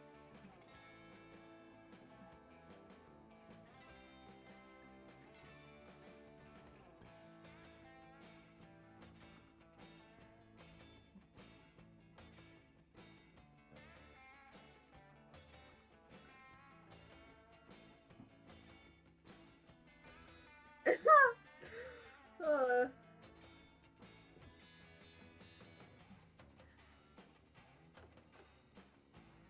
Huh? he didn't want to do stuff near the tree, so obviously the cave was... If this gets me, like, good stats, I'll... If I hadn't lost that last one, I probably would have won. Fucking metal!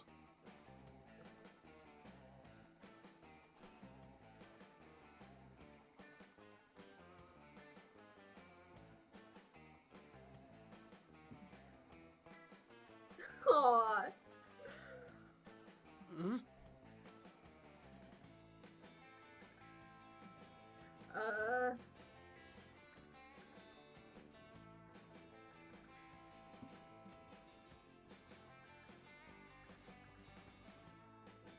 He's scared of intimacy?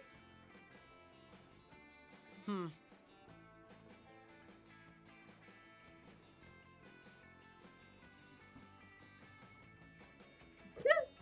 I love that.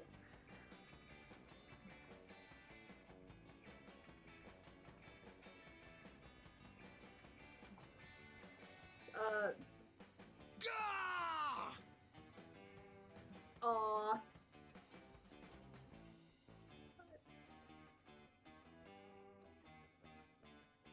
The ultimate intimacy test?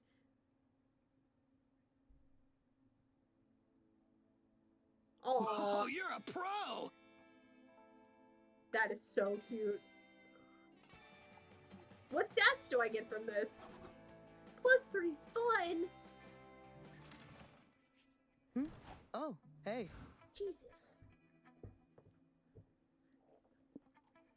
None of them, because I don't want to be disappointed. Oh, hey. Because I know I didn't get my stats. I could have at least tried.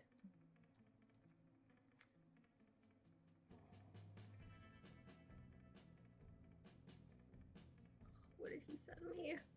Oh, man.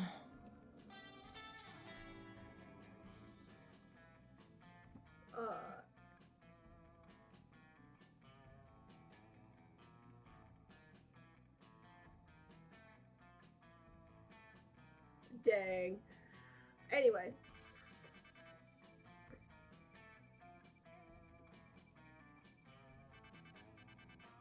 Nice.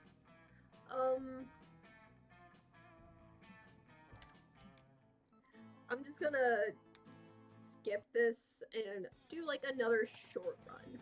You just Joe Crow? Okay, let's do this again. I want to do a short game. Skip all this. No. She's really cute.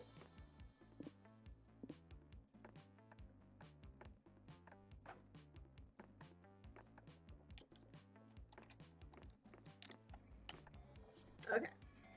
Who? Me? Okay. Ooh.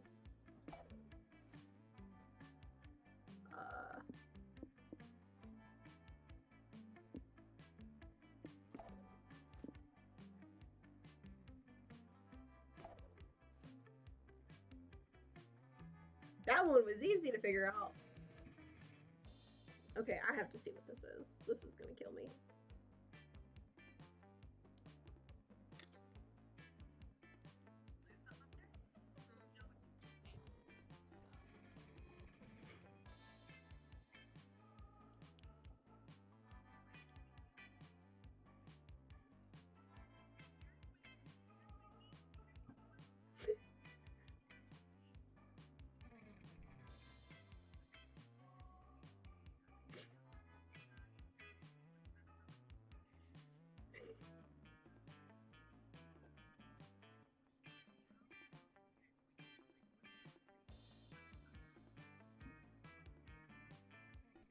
I do not like this guy. Anyway, we're gonna skip through all of the prologue stuff. Can I? Crap, no.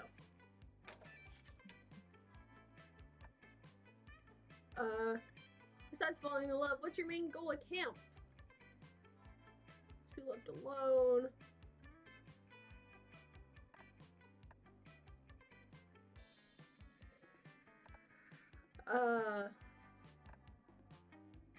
That's... This one is Cal.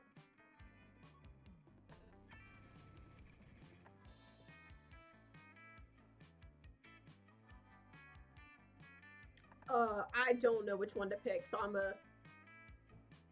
Yes, I'm cheating and Googling this.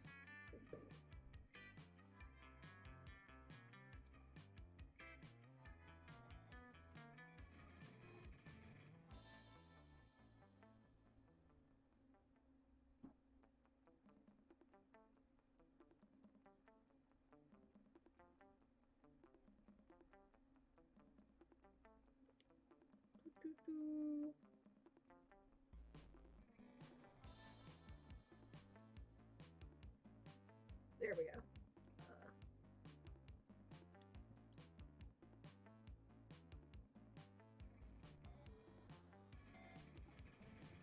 Okay, that's what I thought it was to be the best at survival. I thought this was Damien.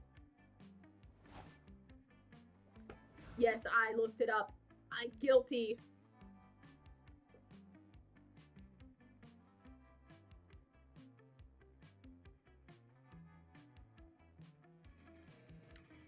Want to be a master survivalist, huh? Well, maybe if you're lucky, I can pass some of my expertise on you. I'm kind of a wilderness survival badass. I learned all about how to survive with no food or water when I got lost in the west wing of my dad's mansion for 3 hours straight. Just stick with me, Saki, and we will survive the wilderness together. I hope so, baby. Quick question though. They do have private bathrooms in the wilderness, right? I'm a bit of a shy pooper. We only have 3 weeks left to woo our crushes and conquer their hearts. But as I've already said, we were young, unafraid, and we were ready to start. Let's go somewhere relaxing. So...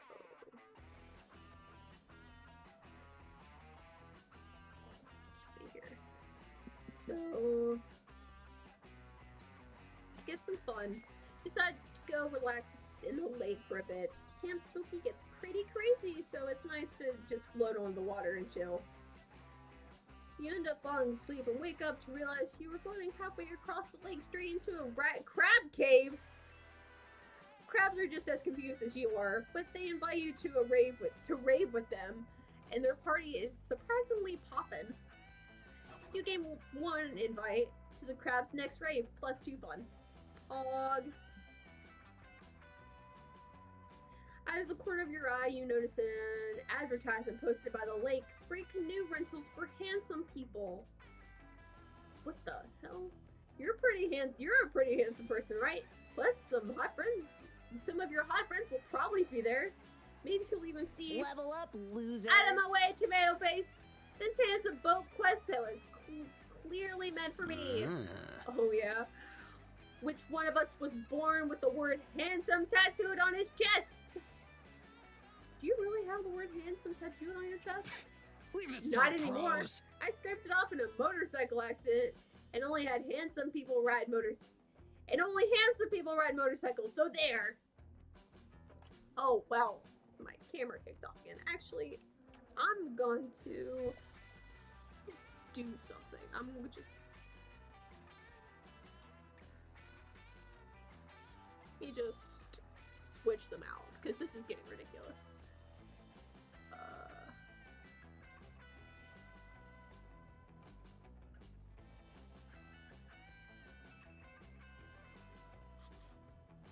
There we go. That's better. And now you can see the new one I did.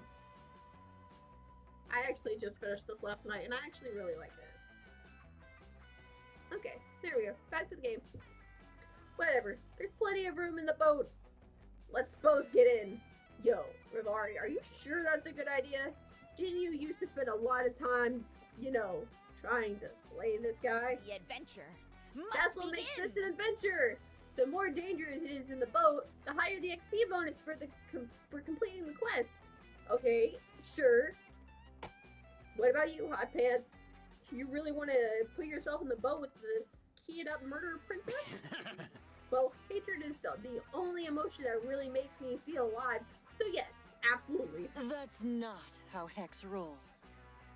Rad. I'm gonna take a nice nap inside of Ari's skull.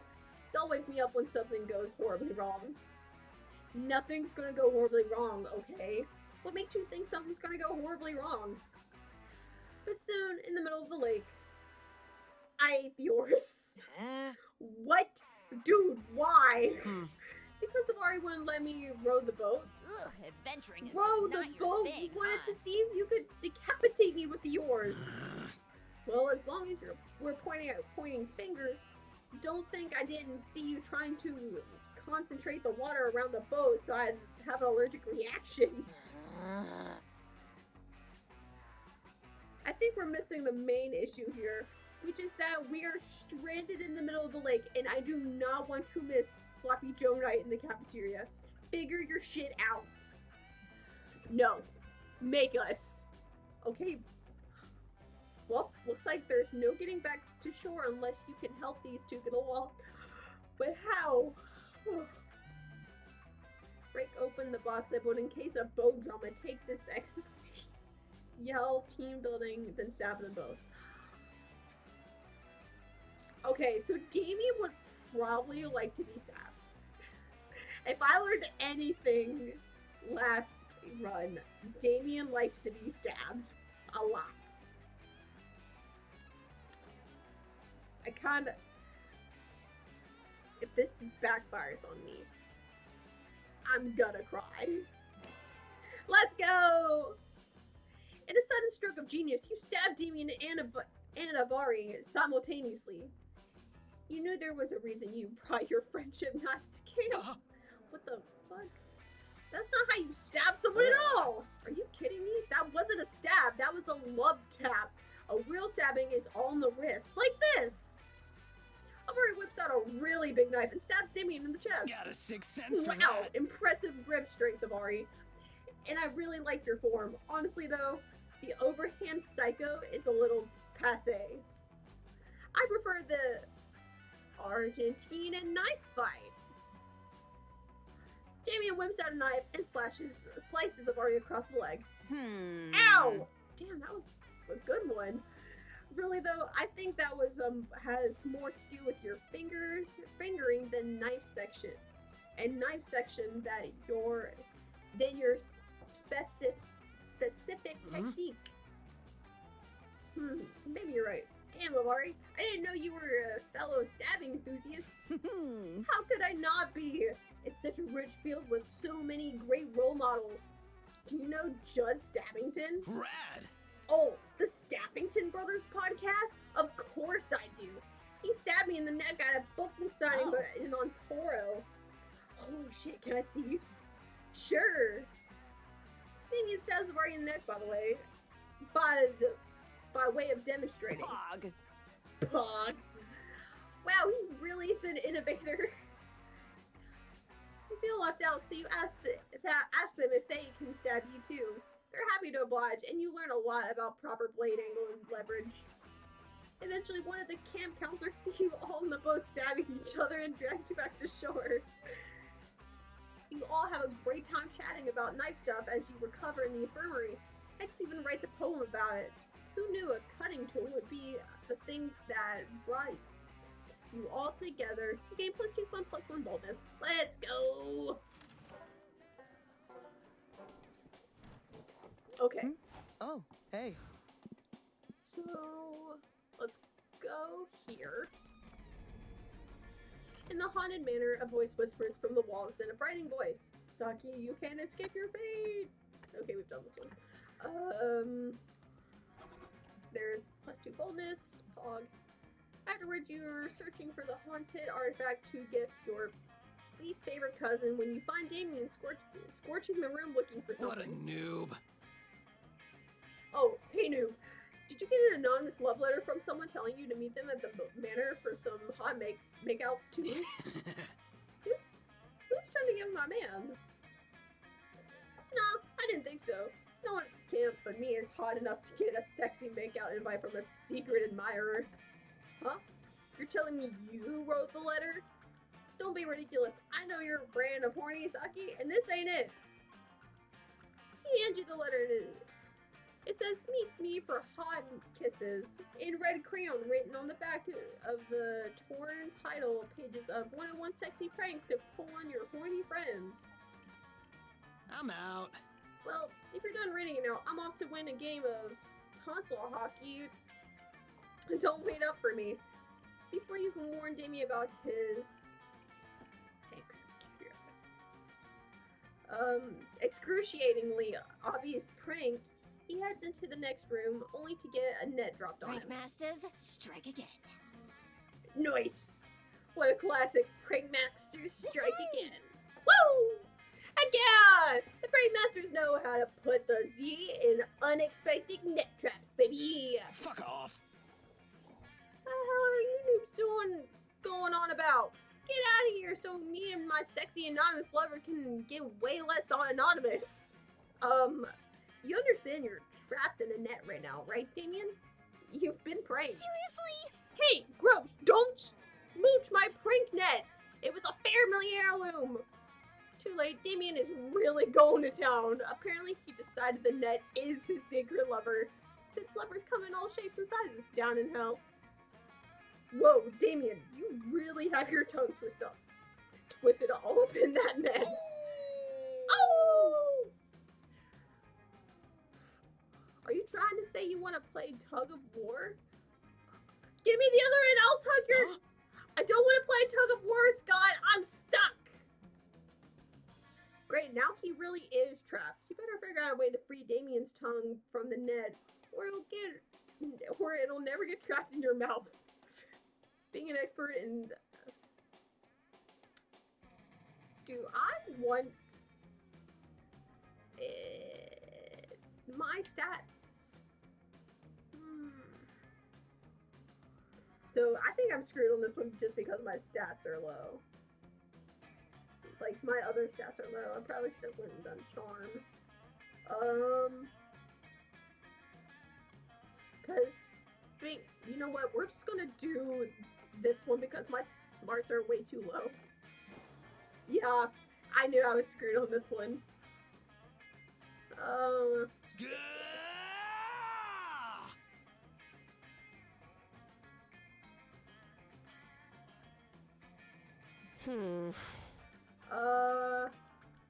You make me miss school.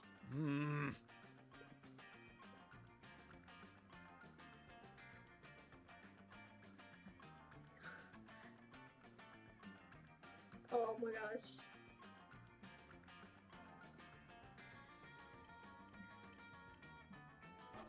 Oh no, my boldness! And my charm, crap. Feels Okay. warm. Let's go here. Like any night around Camp Smoky Campfire. The air is filled with the smell of smoke and the smell of Enough of this. bickering. For last time, Damien, I simply don't have to have what it takes. What? How can you say that? How can you not? How can I not have what it takes to be your next bad guy? I'm the baddest dude I know. You're not a big bad, but you're still very bad at this.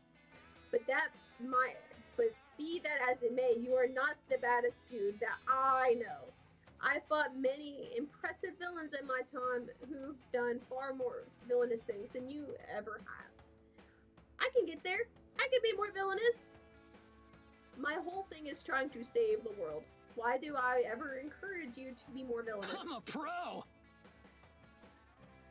Well, if you don't want to encourage me to get more villainous, I think you need to admit that I'm already a villain. Ugh. I already have bad guys to fight, Damien. Some of them are probably plotting unspeakable crimes right this second. Give it a rest.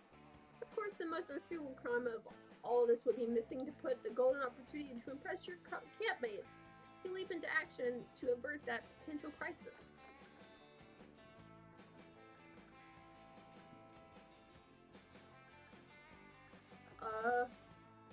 It doesn't matter how villainous Damien is.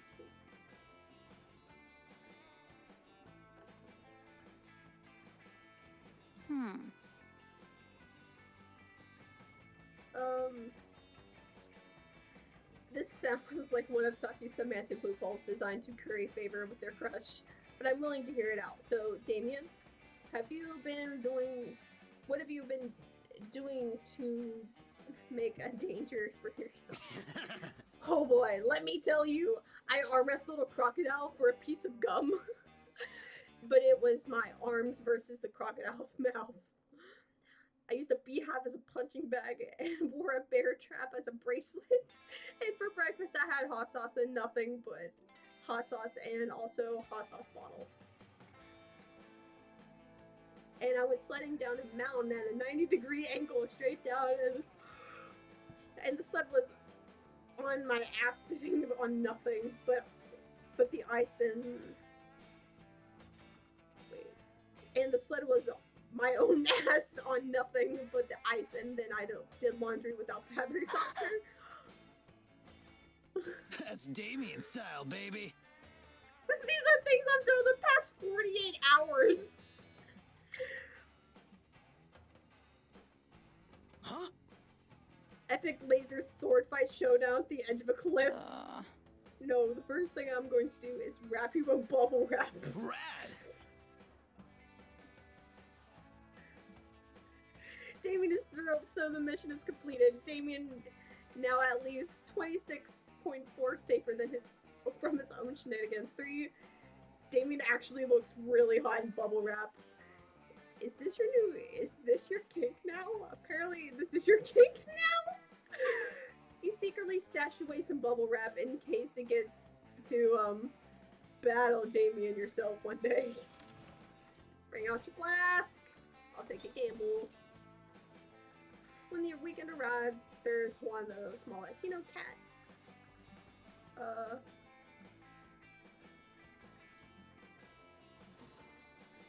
What?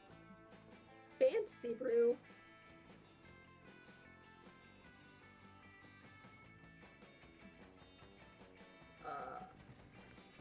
I'd rather take what I know.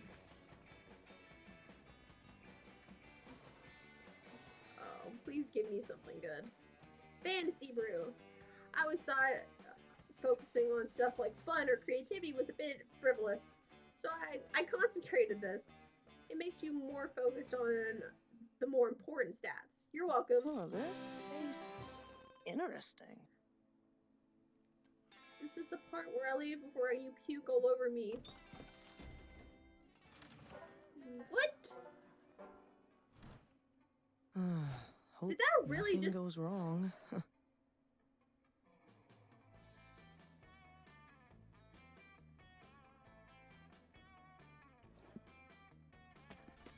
You decided to get your tarot cards read while you're in the Haunted Manor.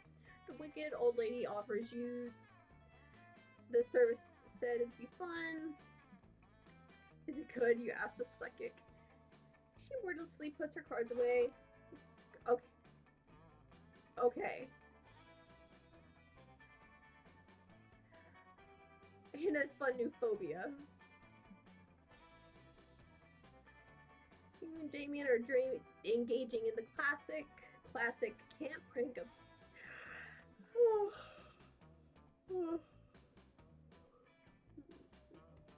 Whoa, you're a pro! Nice work, Saki. Our friends will never know what hat hit them, especially if it kills them. Hey, me in my bag, will you? I need to find the hilarious metal spikes for the bottom of the pit. It's so hard to find anything in this bag. My dad's packed it so full of useless stuff like a water purifier and non-perishable food and a pillow. Why? I'm perfectly capable of smothering people with my bare hands. Oh, I didn't notice this before. Is this the cheese grater? Damien holds aloft a bottle inside of which a dark black and gold liquid mist. It's hard to say exactly. Also, the bottle is screaming, "Death to the Levays!" at the top of its metaphorical lungs. Your time will come. Your reign will end. Bad stuff. It's gonna happen. Hmm? This bottle is weird as shit. My dad's packed all kinds of useless camping supplies in here. A tent, a backpack, a hellboard. But this is the most confusing of all. Like, what? What is it? What do I do with it? The bottle seems to be causing Damien a great deal of distress. You better come up with a reasonable explanation so that the two of you can move on with your day. It's a novelty alarm clock. Since people already hate their alarms, why not have the alarm hate you back? It's a hunting accessory to lure ducks to mimic their noises. Man, ducks sure get weird these days. Let's say this one.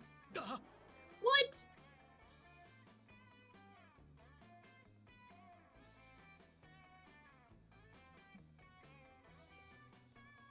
Bye. So it should have been the ducks? Lame.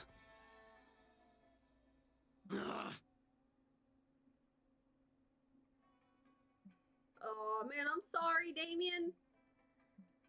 Oh, let's see what stats Fuck I off. lose now.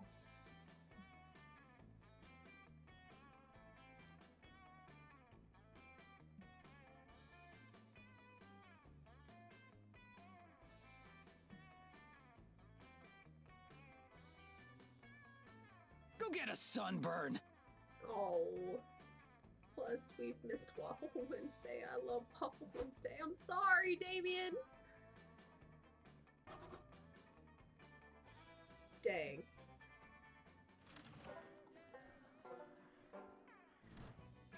Fine, let's go.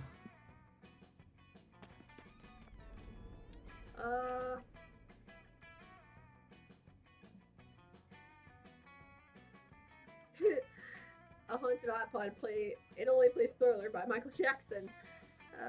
Plus 2 strength. Later, Damien and Milo are helping you make the most fire. Ooh, okay. Aesthetics We've done on this one. point. Dun dun dun dun dun dun dun dun.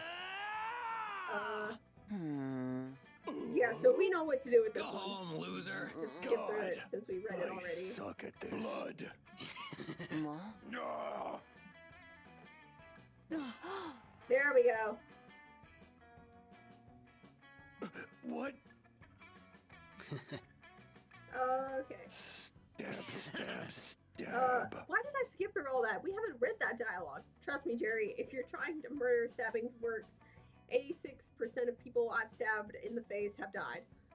Jerry, I have just googled some quotes you can use to inspire your murders. Oh, psychotic.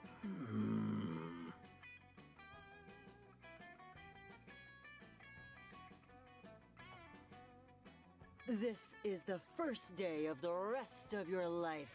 Whoa, that's crazy. Can I sharpen my knife Why does on he sound? you? He sounds like Mr. Krabs. Ah,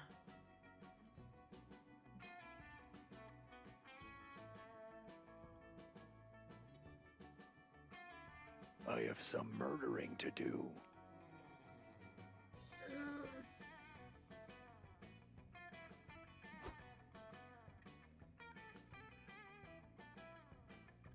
Rad! We should do a collab.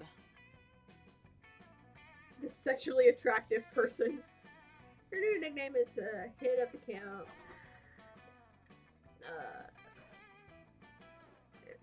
Lunchable farts. Okay, I don't know what those stats are. I think they gave me another strength stat actually. Finally, some time to chill. Yeah. So let's go here. You find Damien. You find Avari scrambling in her trusty notebook. Damien is peeking, not so inconspicuously, at her or from behind, at a big rock that's right next to her face. Damien, stop trying to peek. I told you to go away. You need to learn from the pros. How'd you know I was here? I can't see you. That means you can't see me either. I'm invisible. Do you not understand object preeminence or something? Object what? Sounds like nerd shit. Can I just read your fucking notebook I don't already? want to talk about I my said no, it's feelings. private! But you let Hex read it. I do not let Hex read it. Hex wreaks chaos whenever they see fit. And I just kind of have to roll with Get it. cursed, Right. loser. Right you are, girl. Speaking of which, I'm bored. Seems like a good time for an unhappy, embarrassing accident curse. Just then, a totally unrelated gust of wind blows through and rips through the notebook of Vari's hands. It falls on the ground and reveals a bunch of doodles of a buff, leather-clad girl stabbing a wimpy-looking red stick figure. Huh? These are plans to murder me! You said this was your therapy journal. It is! I find these drawings very therapeutic. But they aren't murder plans. They're ancient hieroglyphics that I've been studying. Hex, tell him. Huh. Sorry, I zoned out. Did Damien see the murder plans yet? I said they weren't murder plans. Everybody leave me alone. I've already could easily deny this for fucking ever. She has an advantage on deception checks. You need to settle this argument. Are they murder plans or not? Hex, I'm gonna give you my last everything bagel if you tell us whether Avari is totally gonna kill Damien. That's it, because he loves everything bagels. A person after my own heart. Well, I mean, I don't have a heart, but you're a person after Avari's left ventricle, which is where I keep all my Netflix passwords. Either way, you've got yourself a deal. What? You're selling me out for a bagel? I thought you were my friend! You really need better taste in friends, you know that? But fine, I'll shut up.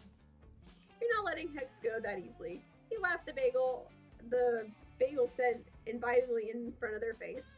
Are you sure you don't want it? It's got a strawberry cream cheese, and it's toasted. Are you gonna finish Toasted? that? You didn't say that! Gimme! Yeah, Damien, Rivari totally trying to kill you. You should see the Damien cutouts she placed arts on. Or the lock of her hair she's using to make your voodoo doll. Unbelievable! I can't believe you! I knew I shouldn't have let that shaman exercise you when I had the chance. You're the real curse here. Hey, whoops. He was all, that's a fucking curse. Why would you ever keep it willingly, you idiot? Move on. Whoops, I didn't mean to click that. I'm sorry, Avari. You know I care more about you than I care about my own life. But you also know that I care for my own life less than I care about an everything bagel. Priorities. Can you ever forgive me? I promise I won't ever do it again. He says that, but there's gonna be another bagel. Hey, Hey Hex, I've got a hot pocket for you can have. Do you know any of Ooh, yeah. Free hot pockets? Look, I've already got a total separate Liam murder book that's way more fun than yours. Check it out. Sick. Also, her kidneys are her weakest internal organ. If you're gonna stab her, aim for those. Next time you won't I be hate so all of lucky. you. Now I have to make all new notebooks since these have been compromised. Thanks for nothing. Happy to help as always, Rivari. Fucking metal. Ha! That was super funny. I wonder what else we could bribe Hex with to get them to tell us embarrassing stuff about the Slayer. You and Damien take a very romantic trip to 7-Eleven to get some snack food for your espionage purposes. You feel bad for Avari, or you'd feel bad for Avari if you weren't so busy getting laid. Take the gamble. The weekend arrives, so it's time for one. Look who's here. Really, I don't know who in their right minds would take such a risk. I guess you have more thirst than common sense. Anyway, let's check this drink out. Sex on the beach?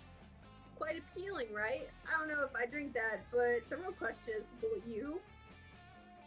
I also have this mystery box because at this point, who knows what you drink? Do I drink the sex on the beach, or do I risk it and get the mystery box?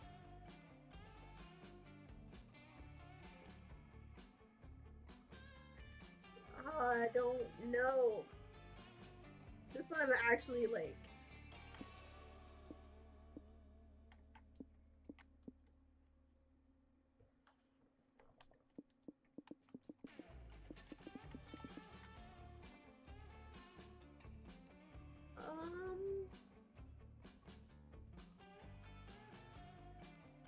You know what?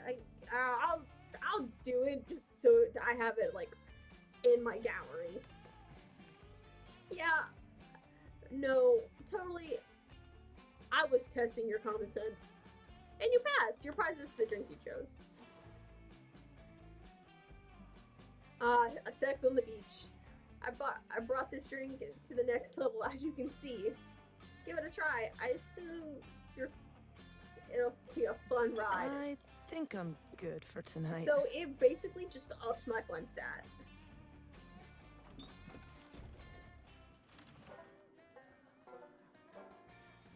This one we're gonna win. I just know it. Nothing goes wrong. You go to the haunted manor to gain some boldness, since you found a brochure that promised some boldness if you visited. Instead, you find a mischievous demon. It was all a ruse to lure you here. The demon will take 9 years from your life. You take the demon to court for misleading advertisement. The jury isn't fond of the mischievous demon who fooled people into giving... Okay, whatever. You link up with Damien afterwards. He told you Coach wanted him to dig a latrine and he could use a hand. Hey. There you are, Saki. Thanks for showing up, but I think I figured it out. I didn't know what a latrine was, but it sounded French, so I made an educated guess and buried landmines everywhere. You look at him, perplexed. The French didn't invent landmines, you tell him. What? They didn't? Fucking the point is the French then. I mean, food? Get off my property. Oh, it's this guy. Hey, stop burying those landmines on my property. You're dangerously close to exceeding the state of California's recommended landmine maximum, and I don't need that paperwork. Fight me, dude. Your land? The heck are you talking about? I've carved my name into every building here, and most of the campers. Sorry, kid. Not actually sorry. I'm evil. It's just an expression. But Camp Spooky is mine now. Here's the deed.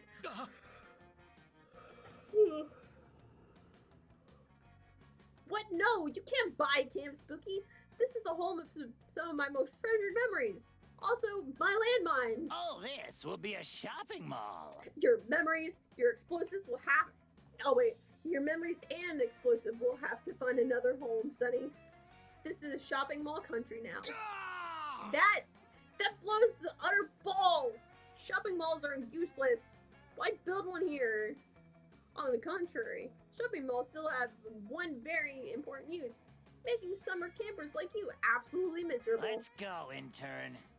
Now, if you'll excuse me, I'm off to slip some oil in the Pacific Ocean and blame it on the sea otters. I'll be back with a bulldozer this afternoon. Toodles. Man, screw this. We can't let that colossal wiener bulldoze our beloved camp. I was planning to bulldoze our beloved camp. There's only one way to fix this that I will accept. Crimes. Come on, Saki, help me think of an act of vandalism so horrendous or heinous it'll scare that dweeb away for good. Bring in one thing during the shitty neighbors.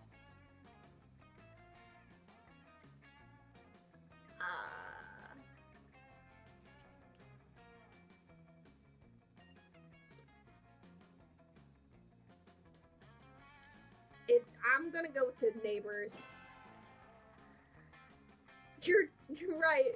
Shitty neighbors can turn the best property into a carnival of shit. That is so true, though. Oh my gosh.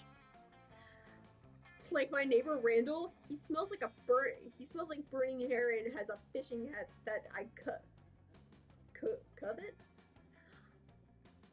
But we will find some appropriate shitty neighbors. It's not like Randall's moving anytime soon. Damn him. What we need are some skilled bad neighbor impersonators. Caper experts. You know?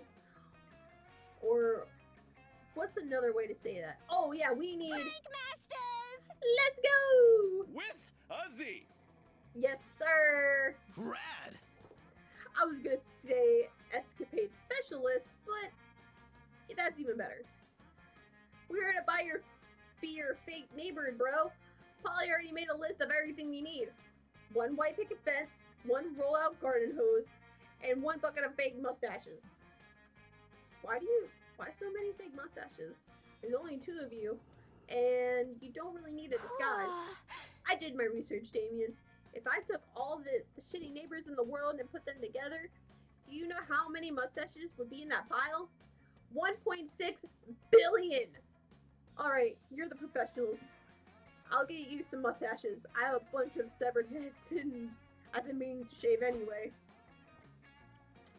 One gruesome disguise montage later. Alright, I'm back! Hope you wore your getting evicted pants because who are you guys? Hey, bro. Look how cute they are! Look at Scott, he looks like a puppy! Like more of a puppy than normal.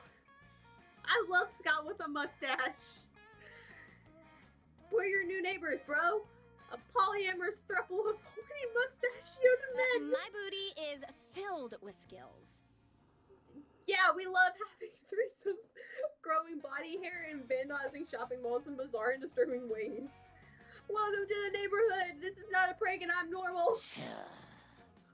What? They said nobody lived near the camp because of too much collateral damage. You're telling me I have to find a way to evict you guys too? That'll take weeks. I'll be back. You win this time, horny mustachioed thruple. But you haven't heard the last of Mr. Papa's evil CEO. I will return! We're like masters of survival!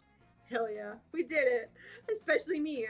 I think I'm really getting the hang of this prank thing, don't you? Ah! Most definitely, bro. Like, when you said this is not a prank, even though it totally was, where do you even come up with stuff like that? I guess I was just inspired by the mischief in Saki's heart. Thanks for backing me up, hot stuff. He said I'm hot. Damien's not the only one you'd like to back up. The other thing is his ass. You gain +2 mana, +1 dexterity.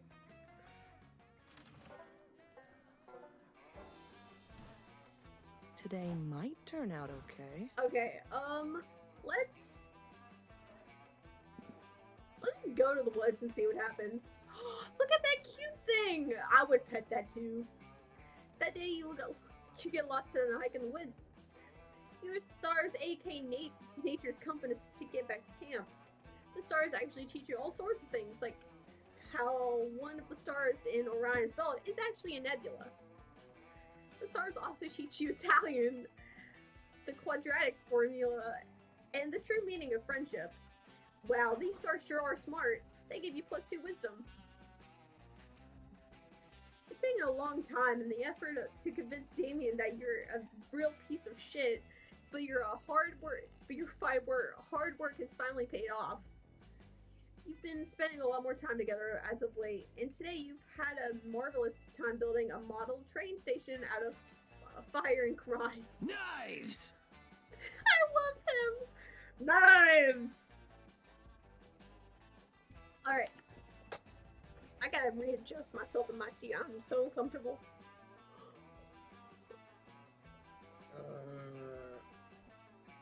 Okay. Alright, one last tiny felt tree at the picket fence and petty larceny by the crossing sign. It should be perfect. Just Follow there. my lead. Good stuff, good stuff. You're a pretty rad person, Saki. You know what we should do? Leave behind these tiny felt trees and find a real tree and stab it repeatedly. But hear me out. Here's how we're gonna level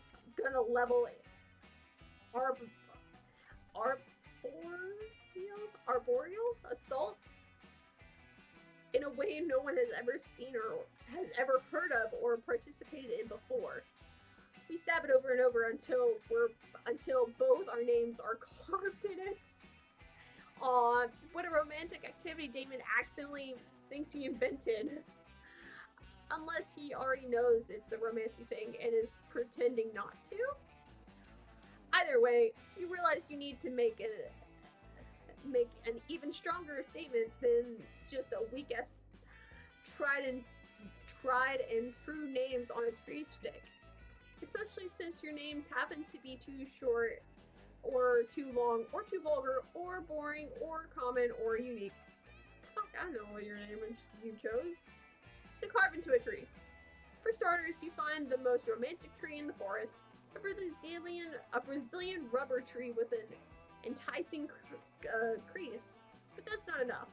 Forget Damien X Saki. You've got an even better idea for what to carve. Fucking metal. There was no doubt what the answer was. Lame. Get wrecked. Just standing there, being a defenseless tree, so stupid. Why don't you just stab someone, tree? Alright, you can't because you're a stupid no-hands tree. And a tree got stabbed by Saki. Oh man, what a good one. Did I ever tell you that I fucking hate trees? Because I do. Wanna know why? Do you even know who trees are in league with? Fight me, dude! Guess what, shit nips? It's the motherfucking sun! They've been conspiring this whole time to do photosynthesis at us, but mass media doesn't seem to care. I hate the sun. I've always hated it, but I can't just carve the words "fuck you, sun" into the sun whenever I want to. It's all my greatest regrets. Rad! What we can do, though, is carve "fuck you" tree in every tree in the shitty sun-sympathizing forest. These trees are fucking worse, you know? Like they say trees can help you with the wilderness survive, but how? Moss can tell you which direction you're facing? I don't think so. I've never seen Moss actually spell out north or any other compass directions. I call bullshit.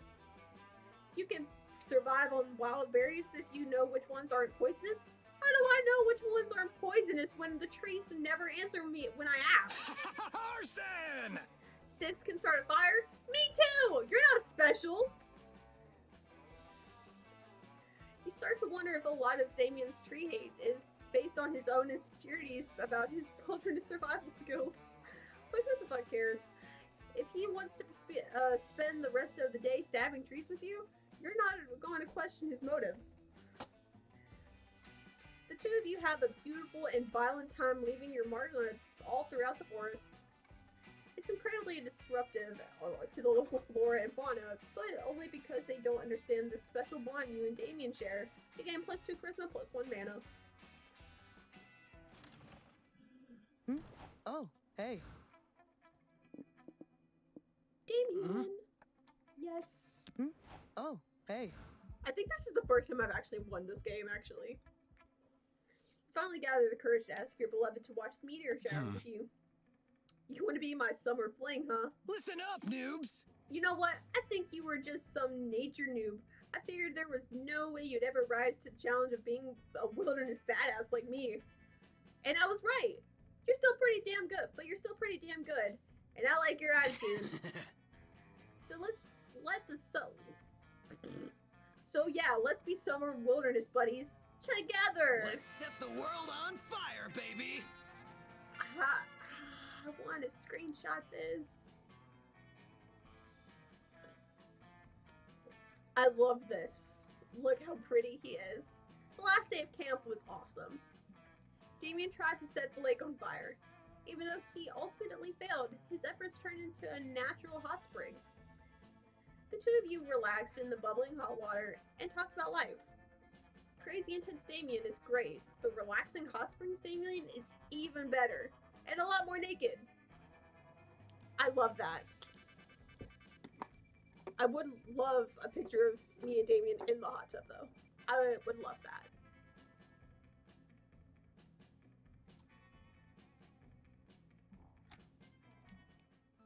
Okay. So, I say we do another run.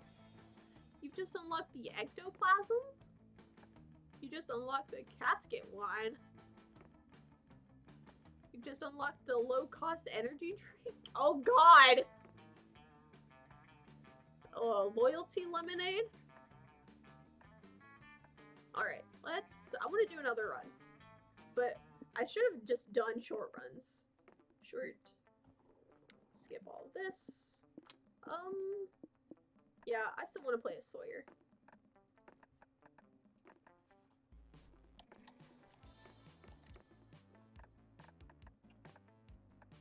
This summer will be a good one. Oh god, the penguin mask.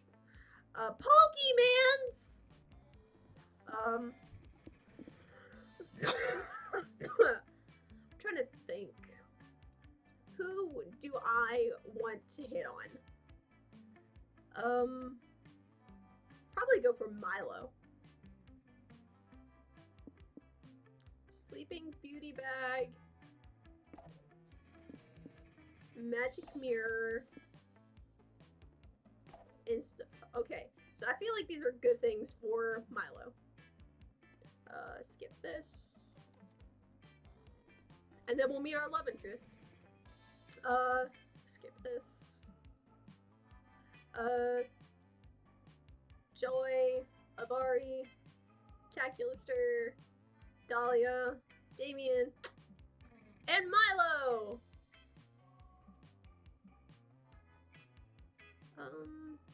The business trip was long and some, blah blah blah blah. Which was your favorite hobby? Saving the world. Fishing, farming, crimes. That's Damien. Raising succulents. Being popular.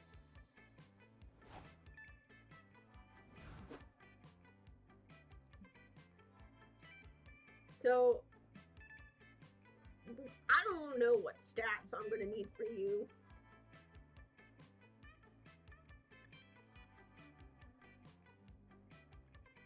Just look it up.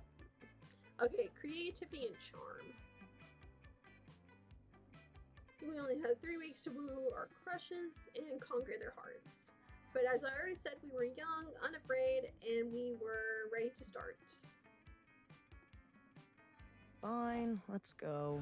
Okay, so charm and creativity. What is this? Camp Dome?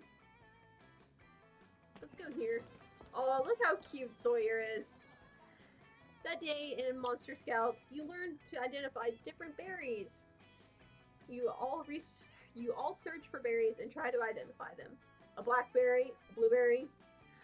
But Rachel the deer person finds a very weird shaped berry and no one can identify. You'll stare at it for hours. It's closer to abstract art than a berry somehow. It's a thinking piece. It forces you to reflect on a berry inequality, and although there are no easy answers to the question it poses, you gain +2 creativity from the experience. You spend some quality time with Milo, which means you're also spending quality time with their millions of Instagram followers while they're live streaming your conversation.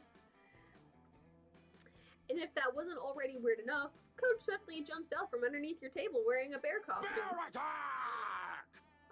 Coach! Grr, I'm a bear and I'm about to attack you! That's so fetch. Oh, how cute! Loving the new getup, Coach. Dress for the job you want, not the job you have. I'm not Coach. I'm a bear. Milo, aren't you afraid of me? What if these were all real? What if this were a real bear attack? I could kill you. You need to defend yourself against me. You know, I'm kind of the harbinger of death. Don't you? The threat of being killed by a bear is a bit of a non-issue for me. Bye, darling. Now, please, I've enjoyed our little heart-to-heart, but I need to get back to updating my daily quotables. Milo resumes doing what they do best, taking selfies, completely ignoring everyone else in the vicinity. Coach, however, is not deterred. He starts popping up behind Milo and making faces and peace signs and acting like a guy who really wants to be on the news.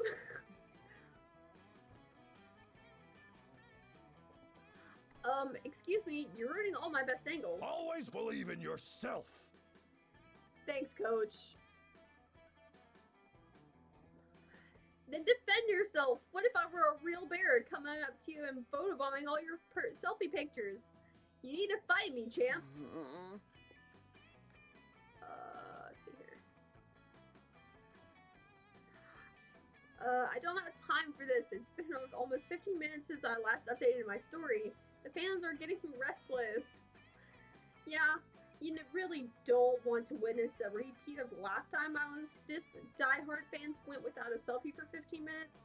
Your tailbone still hurts. It hasn't completely healed. You need to help Milo, and every good monster gal knows what's due when a bear photobombs you. Go to the internet and ask someone with Photoshop skills to get rid of the bear from Milo's selfies.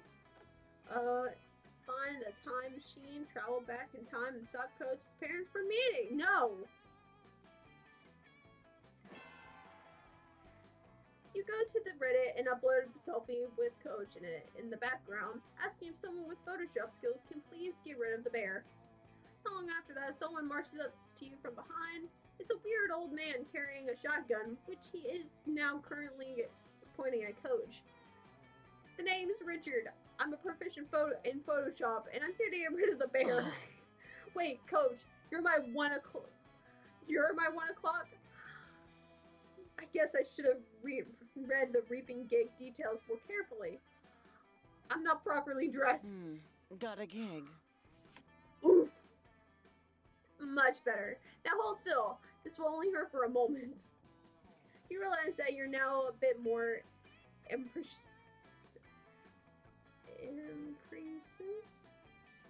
in your Reddit posts on how exactly you want to get rid of the bear. Luckily, Coach doesn't seem too concerned about his intimate demise as he stands up and starts clapping. You've made this old tiger proud. I love you, Coach. Well done, Mahunsaki. Indeed, hiring a Reddit hitman is a very effective way to tear a photobombing bear attack. I'm proud of you both. On that note, I better get going. You know what I've always said, kids. When you look a gift shotgun in the mouth, it's called a huddle. Coach leaves. With no bears to shoot, Richard leaves too. It's just you and Milo, who has great footage of their burgeoning self-help series, How to be your best selfie. They give you creators credits and cut of the ad revenue, which earns you +2 creativity, +1 charm. Nice. Let's go somewhere relaxing.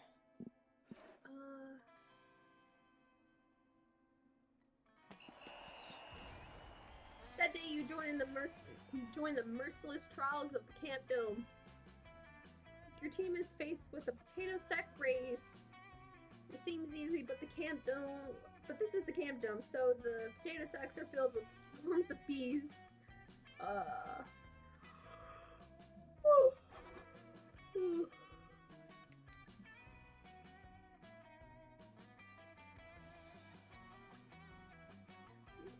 There's little you love more than loving on Milo. So it's fun to see how many people there are in the same lovesick boat. The comments say the composition in your selfies is also artistic. You should go into photography. This person says you should post inspirational quotes. Day equal made. This one says, hit me up with that. Assuming all Grim Reapers have mix or identifying as male is so 4th century, you're #blessed. But I am flattered by the sentiment. Love looking my fandom hoped up on my aesthetics and thirsty for all of me. Belladonna. I was expecting to hear a conversation on you owning your attractiveness, being true to your identity, and historical monster lore. But what do I find? The exact conversation you described, camp director Miss Weaving? No, you're on your phone as always. Probably making blog posts on your TikTok page. I hardly blame you. Camp director Miss Weaving. Maybe if you got a social media page of your own, you'd be able to relate to your campers. It really is the social media. I don't want to hear it. I refuse to consider the possibility that online interaction could possibly help people form connections or expressing themselves on the grounds that I did not have the internet when I was a young age. I am sick and tired of you campers burying your noses in your phones when you could be living in the real world and forming real connections, doing real manual labor. As such, I am confiscating your Instagram account until further notice. You just admitted you're not familiar with the internet, so let me tell you, that's not how it works. You can't just confiscate someone's... My phone! What? My Instagram account is gone! It's just disappeared! How's that possible? I told you, Belladonna. I'm confiscating it. There is nothing you can do to get it back. That can't be true. It won't be true if you have anything to do with it. If there's one way to impress Milo, it's gotta be to get their Insta back. Your plan? Subject your mind to the mysterious travels of the House Captcha to prove you're worthy.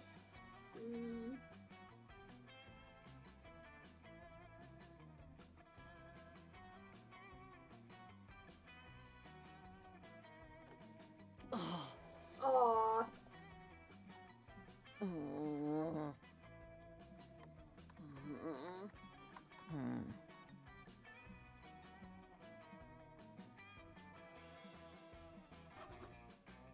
Dang.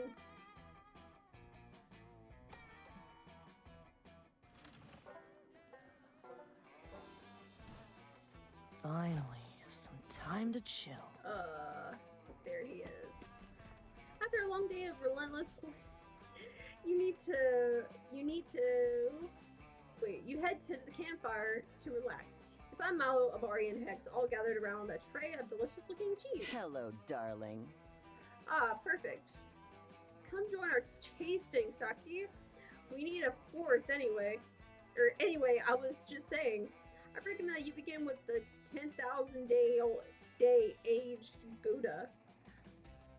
I know you don't often see a Gouda as a starting cheese, but I think you'll be pleasantly surprised.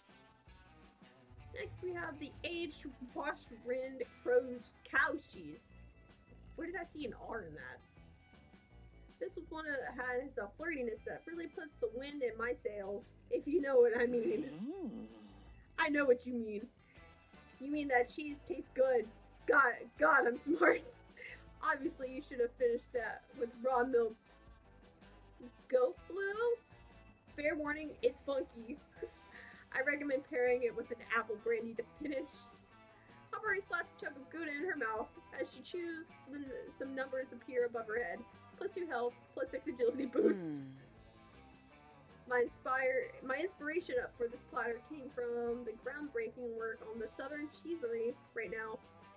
You'll notice that there are a certain lighter, airy quality to the finish. Wait a minute with the adjectives, Milo. I'm confused. Who's winning? I can't believe I have to explain this to you, Avari. But cheese tasting is not a competition. Nobody's winning. It's just like another magical moment of your life.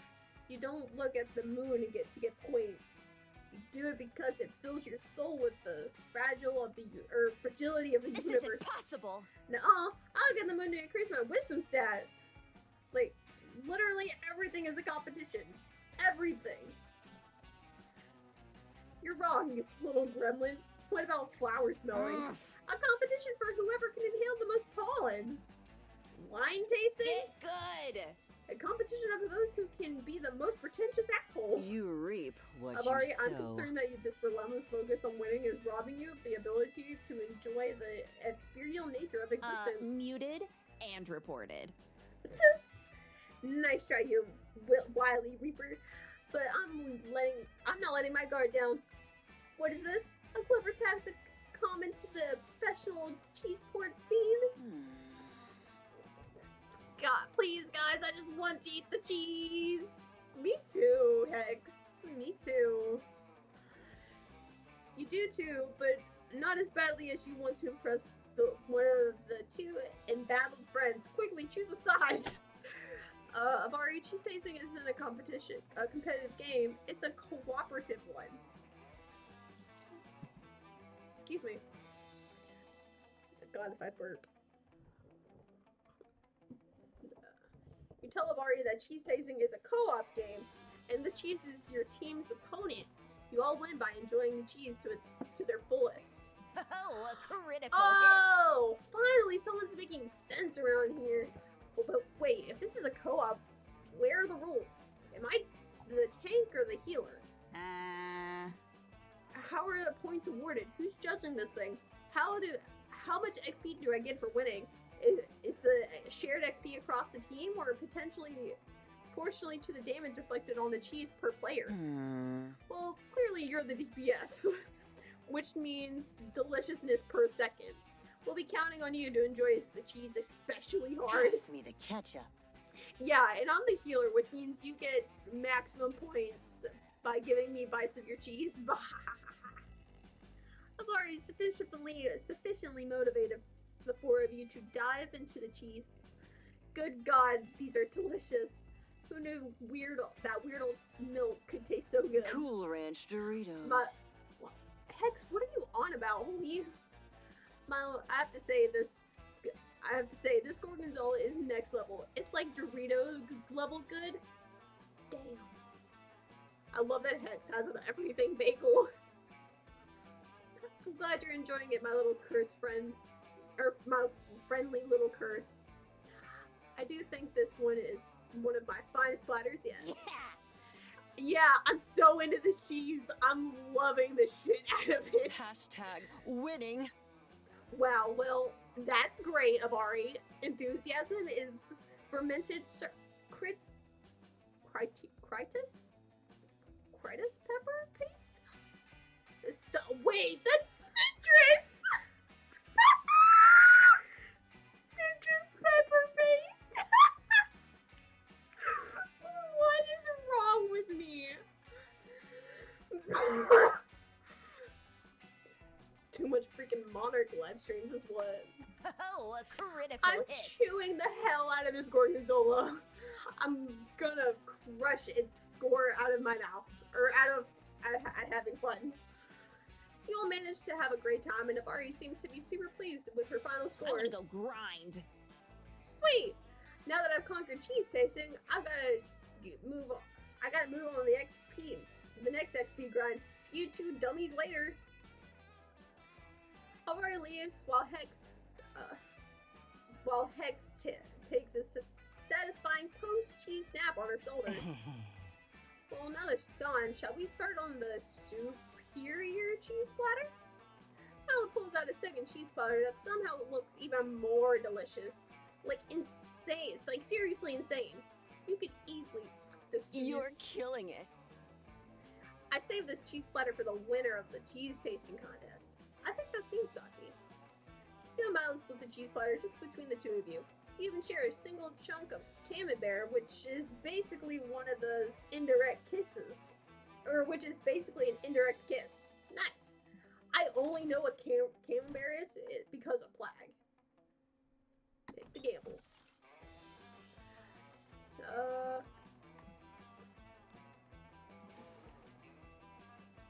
I'm not trusting that. No idea what I've got to do. I'm taking the mystery box. I don't trust that. Oh, this is gonna give me big brain.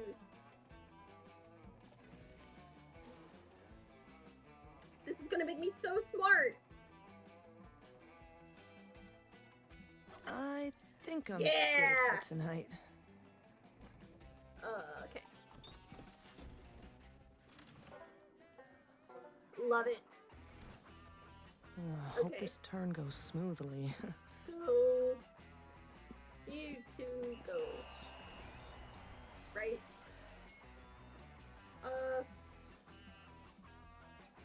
Yeah.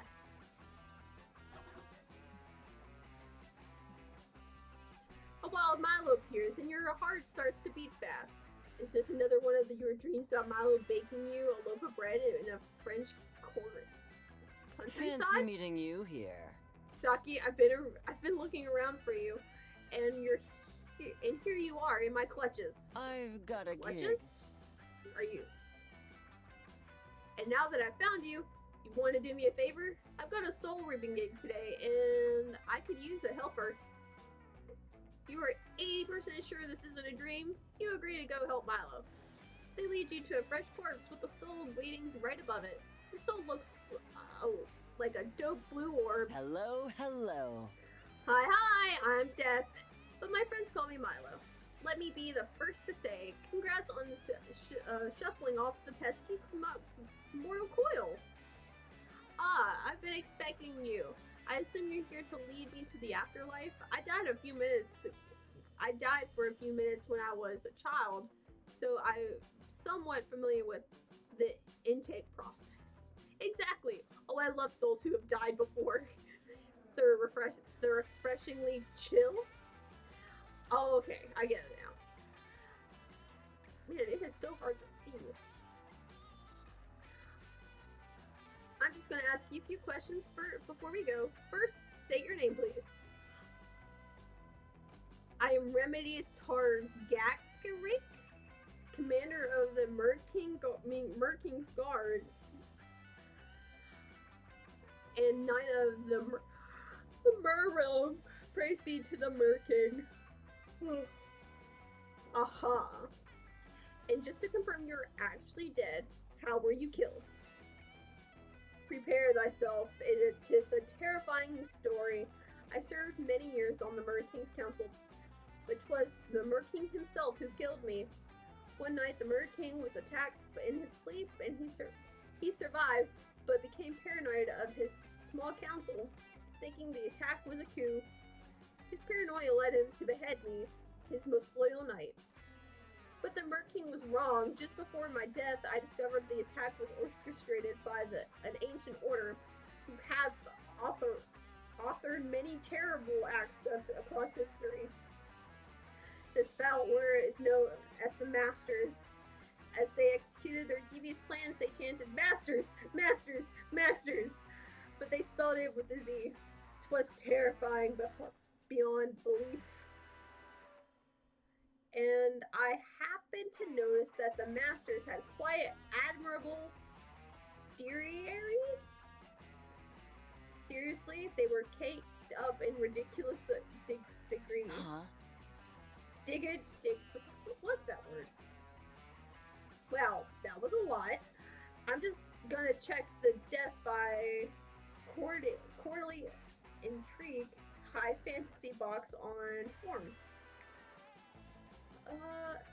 Now that we've completed the identity and moral checks, I see you've qualified to choose the afterlife destination. Congrats!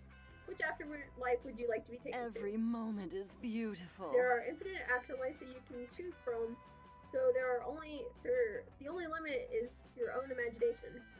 So poetic. I love my job. Oh, bother. I'm rather unsure. I enjoy pudding, so perhaps some kind of dairy, or rather maybe an...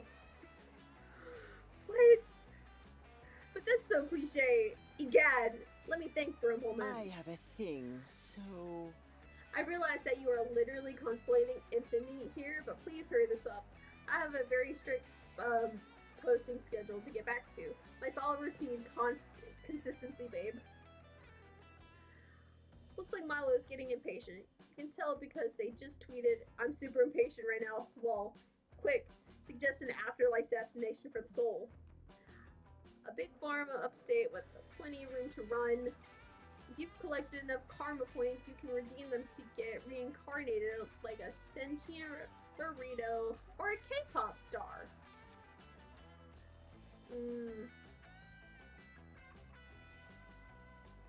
I'm gonna go with this one. Hashtag blessed. So my lovely assistant Gasaki is right. If we count your karma points, then you got 2 reincarnation options: a sentient burrito or a K-pop star. Reincarnation sounds amazing. I feel like I could get really good at life if I gave it just one more try. Can you tell me more? Of course, the K-pop star reincarnation package is one of our popular, coveted second lives. You'll travel around the world. You'll hit the greatest high notes, and despite everything you give up for the stage, I can guarantee that your mass of devoted fans will make it all worthwhile. Dreamy, right? That sounds like the ideal reincarnation. I can basically guarantee that I'm going to pick that option. I'd have to be an idiot to choose that, not to choose that. But tell me more about the burrito thing. What? Oh, sure. Nobody ever picks the burrito package. If you've become a sentient burrito, you can choose the protein filling you have, and you can have it with pico, no extra cost. I have one very important question. Can I eat myself? Let me check the fine print. Yes, you can eat yourself. But you will also feel real pain if someone else eats you. God, that's awful. You're gonna make me a chorizo burrito. You can't be serious. Think about what you're saying. A burrito existence is full of pain and suffering. I died when I was really craving Taco Bell, alright? I give up my dick. Make me a burrito. It's not a fetish thing. Oh. Chase your bliss, babe. Milo snaps their fingers and the soul starts to fade into a holy light. I'm so happy, it sobs with joy. I'm finally going to be a burrito. I've never been so happy. Finally. God, that one took forever to deal with. But you really helped move things along. Thank you for being my little helper, Saki. Milo pats you on the head. Head pats. Wait! I have a thing for this! Wait, no I don't. Never mind. I don't have my model put up. Hey, darling. Hey, since you were so helpful today, I got you a little surprise. Milo revealed a dinner platter holding a juicy looking burrito. Yep, it's that burrito. I pulled a few strings. Up for a little late night dinner date, Saki? You and Milo eat the sentient burrito. He screams the whole time. It's still pretty romantic. You also learn that consuming a merfolk soul earns you +2 charm and +1 spark. Nice. Not too bad. All right. Oh, hey. So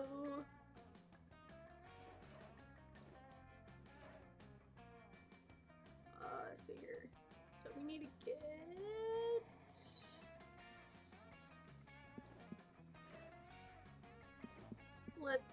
creativity is what we need now.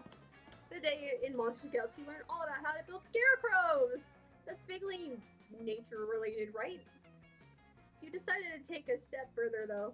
You added a magical crystal that you found in a cave last month in your scarecrow, and it became a sentient being. The scarecrow is very grateful to have been made alive. You take your new friend out for a soda and have a very pleasant afternoon. Then you're forced to disassemble him so that the next group of scouts can use the materials. Your scarecrow begs you not to relinquish your gift, wife, but you are a dedicated monster scout first. The scouts appreciate your dedication to the organization. You gain +2 creativity. Afterwards, you get yourself trapped in one of Coach's famous lectures about the dangers of wild animals. And this dangerous invasive species continues to roam the woods, abandoned by their dark masters, purposeless. They're a plague on the nature of wildlife. But I am confused, friend Coach. What do these creatures deserve to? Do these creatures really deserve such torment? All they did was invent the former Google Plus platform. Surely this is not for... Oh, how Yes! tragic. Google Plus, is that what we've been talking about while I ignore everyone in live stream? The psychopaths behind the global tragedy are here? I realize you are attempting to help. I do not understand how a social media platform cannot be synonymous with the word tragedy. What is Google Plus? No, Calculaster. Darling, you are too innocent and naive to understand. Google Plus was a festering boil on the smooth, perfect skin of social media. It was completely unusable, and yet it was everywhere. YouTube, Google accounts, in your own backyard, knocking on your windows and asking when you finally post a status. Now its former developers have been loosed into our woods and have been properly rehomed in the failing companies. That's not a very scout thing to do. Oh my gosh, Coach is so cute. They've completely disrupted the local ecosystems, littering their electronic scooters everywhere and offering a crowdsourced alternative to birds. But birds already exist. Why would anyone want to crowdfund a project to fill a hole in the market that doesn't exist? Don't you get it? This is Google Plus we're talking about. They've made their careers on filling holes in markets that don't exist. This epidemic must be quelled and then Google Plus developers captured. Otherwise, they might start Google Plusing again. I can't go back to those dark days. Youth is a gift.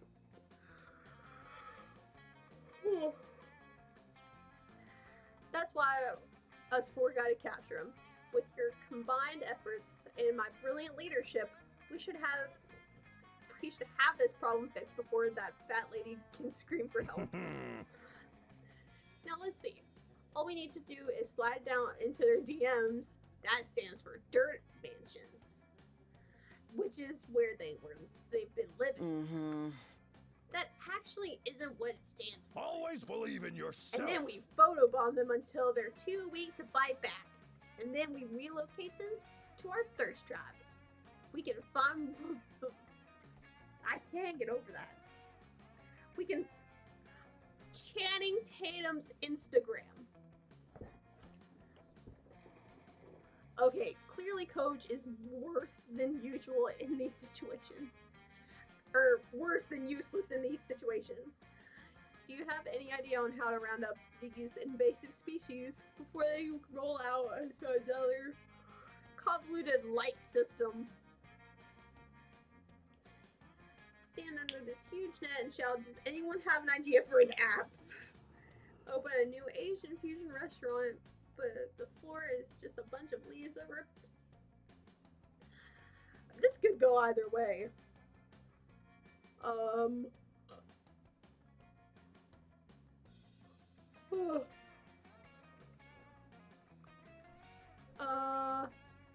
I'm gonna go with the net thing. That's the one I want to go with, but yeah. Yeah, let's go. Immediately, there's a stampede. You and your friends barely have enough time to climb a tree for cover before you hoard this heap. But anyway, an app that finds you correlations between trending hashtags and your ovulation cycles. An app that reads your palm and tells you what your spiritual soup flavor is. A dating app that tells you where the nearest bowl of unclaimed pasta is. It's called... That is a reference to the old game. Or the first game. Server error. For instance, one of them appears to be dismantling my leg in an effort to find a computer chip capable... Okay. While you try to be the Google Plus devs off how...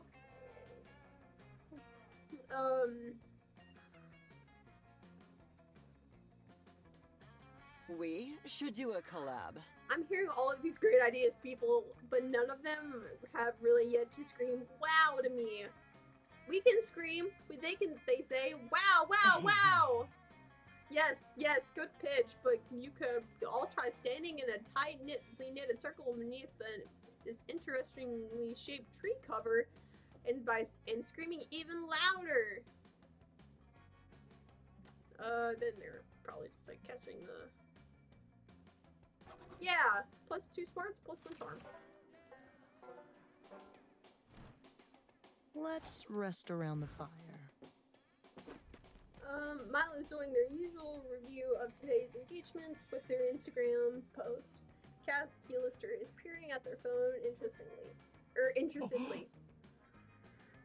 So you say these likes are necessary for your health and well-being? Do they provide sustenance of some kind? Don't forget to like and subscribe. Well, they sustain me spiritually in a way. The more likes I have, the better I feel, and the better the world becomes. Engaging campmodule.exe. It's a biopsychological need to know and to be known. I am comforted that once again, logic has proven that everything can be boiled down to science. I have read that other pack animals like corvids experience a similar social drive phenomenon. Do corvids have an Instagram? Wait, no, Instagram isn't a science. It's cultivating aesthetically pleasing selfies and pairing them with poetic phrases of inspirational genius is a delicate art form that science could not ever hope to explain. That's why I'm an expert in my field, darling. It's not hard to be the bard. It's hard to be the bard. Error 404.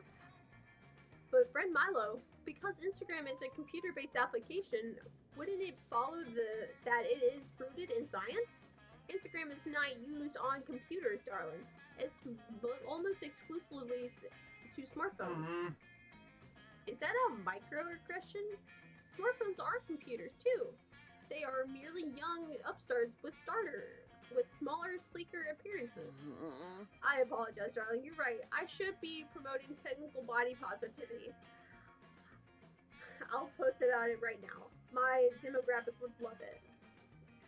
Actually, after doing a quick algorithmic scan of 1.2 billion Instagram accounts worldwide, I have scientifically concluded that the most fleek subject you could post is not enough signal to process 3 this. iguanas in Birkenstocks reading Eat, Pray, Love.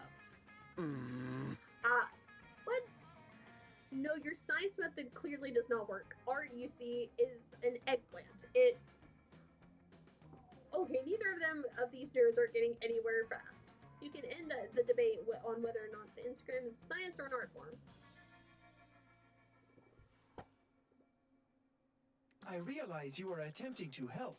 An interesting thought, Saki, but it's still not entirely accurate. Instagram is scientifically provable to be useful for talking about iguanas. Talking of the nature of conscious resides in organic brain chemistry. and your feelings for Milo are characterized by an increased heart rate, followed by a rush of endorphins that causes dizziness and slight nausea. Eggplant. Pee-pee. I believe that your organics refers to this as sexual attraction, or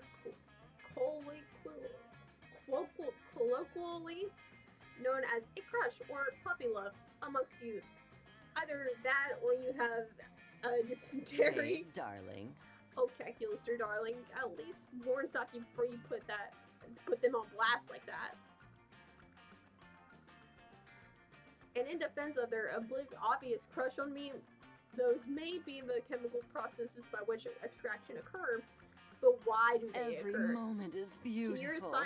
Can you scientifically explain the burning passion that Saki lives in Saki's heart? Nay, the world's heart when it lies.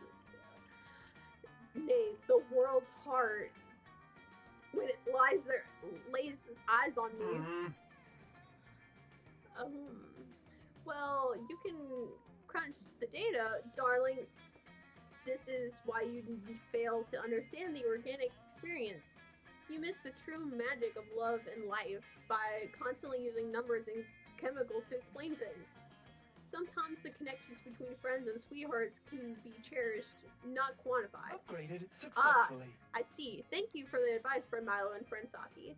I shall increase my unquantifiable cherishment of you both by a factor of 17. You're doing it again, sweetie. But I appreciate the sentiment.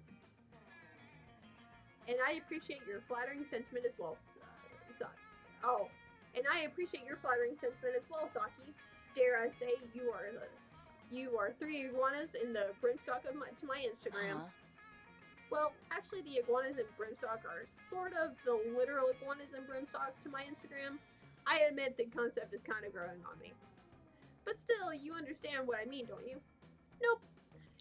But when do you ever? The good thing is Milo is grateful for you standing by them. And you know exactly what sort of pick to tag them in later. Bring your flask, boys. More sangria?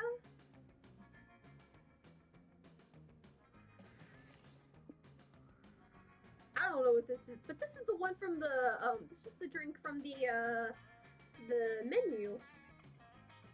I kinda wanna drink it just because of that.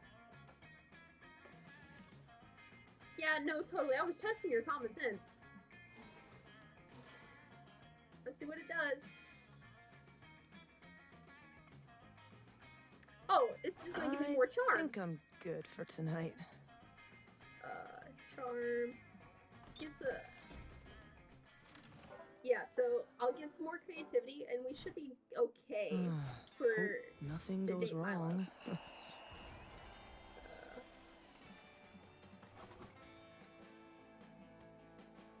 Oh crap! I did.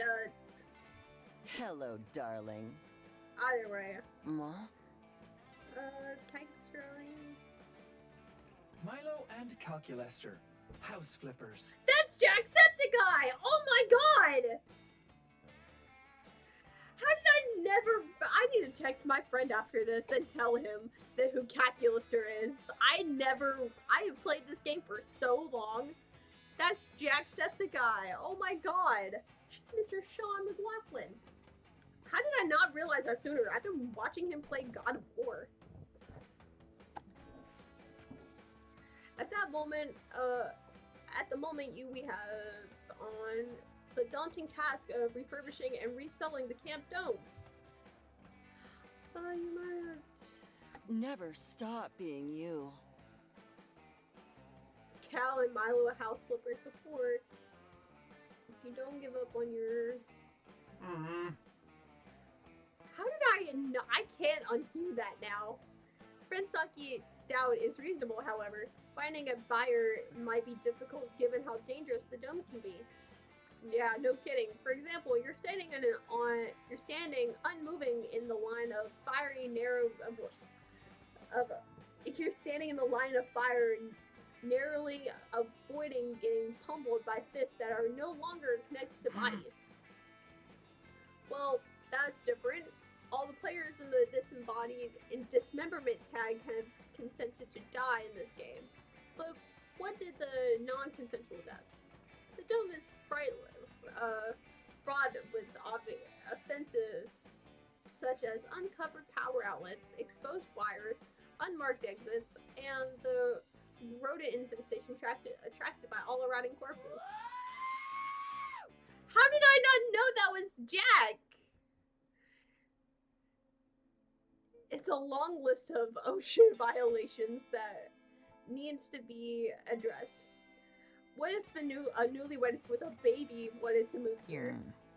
You make an excellent point, darling. We need to make the Camp Dome a safe space for monsters and baby monsters alike. It's the only way to stay ahead of the market curve. Well, baby-proofing the dome sounds like more fun than getting your nipples ripped off in the dismemberment tag anyway. How can you make this hellhole safe for babies? Create more fire exits, that is, the exit doors that lead directly to a plunge of fire.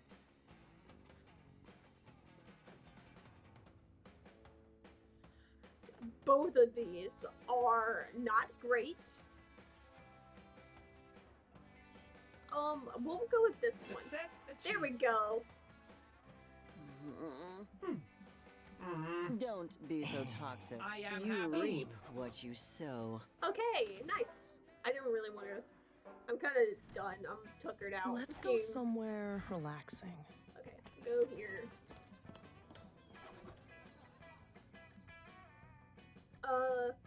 Later you enjoy the sunset alongside Milo, eating delicious artisan sandwiches and listening to music together.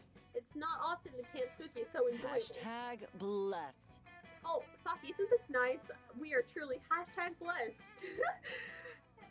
To be able to sit and enjoy life's essential pleasures so deeply without stress. I often find that people spend their time rushing from one task to the next, never taking the time to stop and smell the which is such a waste. I mean, life is a bit like this sandwich. No, stay with me. I'm getting somewhere good with this, I swear. Milo begins to slowly build themselves a new sandwich, starting at a staring at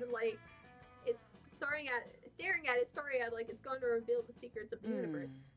Now the bread of the sandwich is a bit... Where is my mouse? What is happening? Okay. Now the bread of the sandwich is a bit like the essential task of life. They are important, sure. Without bread, you wouldn't have a sandwich.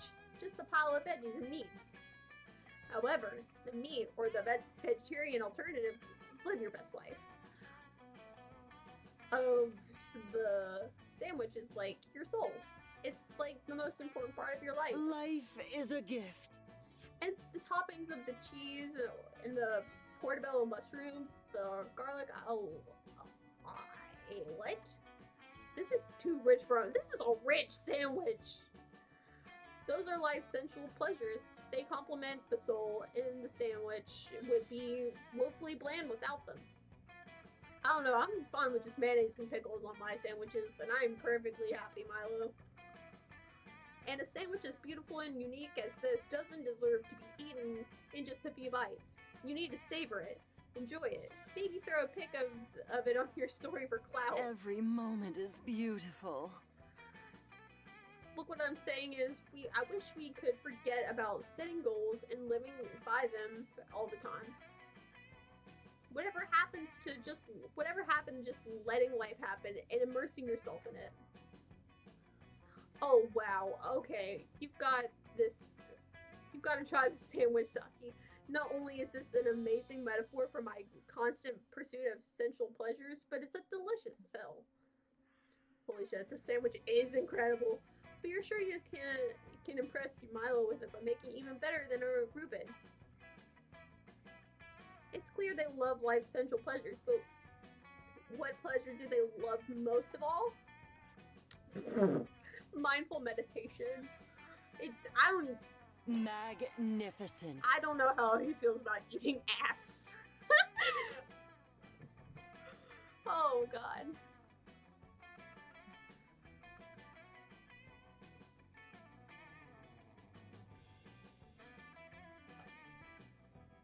Hmm.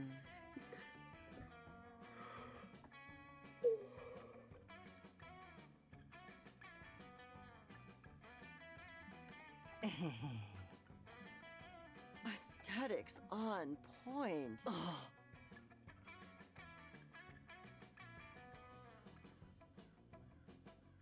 Man, this man is aesthetically, he's my type, but like actuality, no.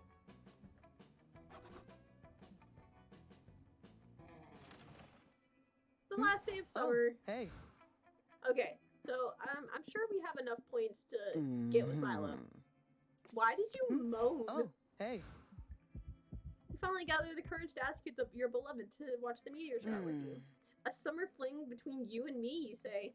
You know, Saki, when you're an immortal like me, you really come to enjoy life's earthly pleasures. Hashtag slay.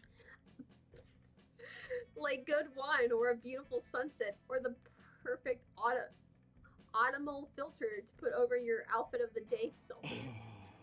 But to tell you the truth, my absolute favorite earthly pleasure is raw, passionate, romantic chemistry. And you and I have that. You and I have got it in space, darling. Magnificent. I would be delighted to be your summer fling. We should do a collab. Dang, Milo's pretty.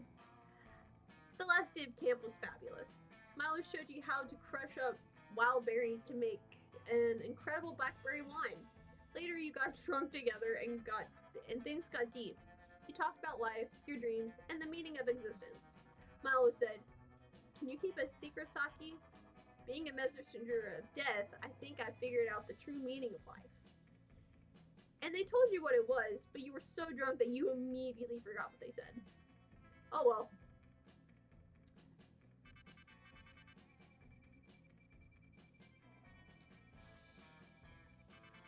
Nice.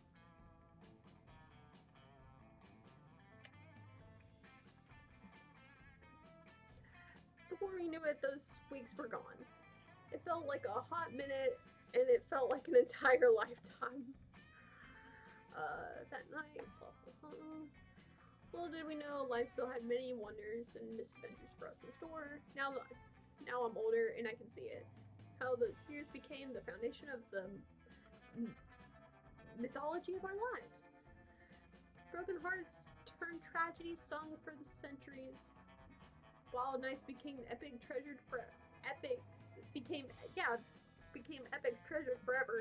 Every kiss and every laugh is a constellation we'll always find while gazing into the starry night. No matter how many years go by. Okay, I'm gonna let this play out. That was fun. Oh god. But I am gonna go. I'm pretty tired. My throat hurts, and I have to go to work eventually. But yeah, that was Monster Camp. Why am I unlocking so many drinks? But yeah, that was fun. Thank you so much for coming.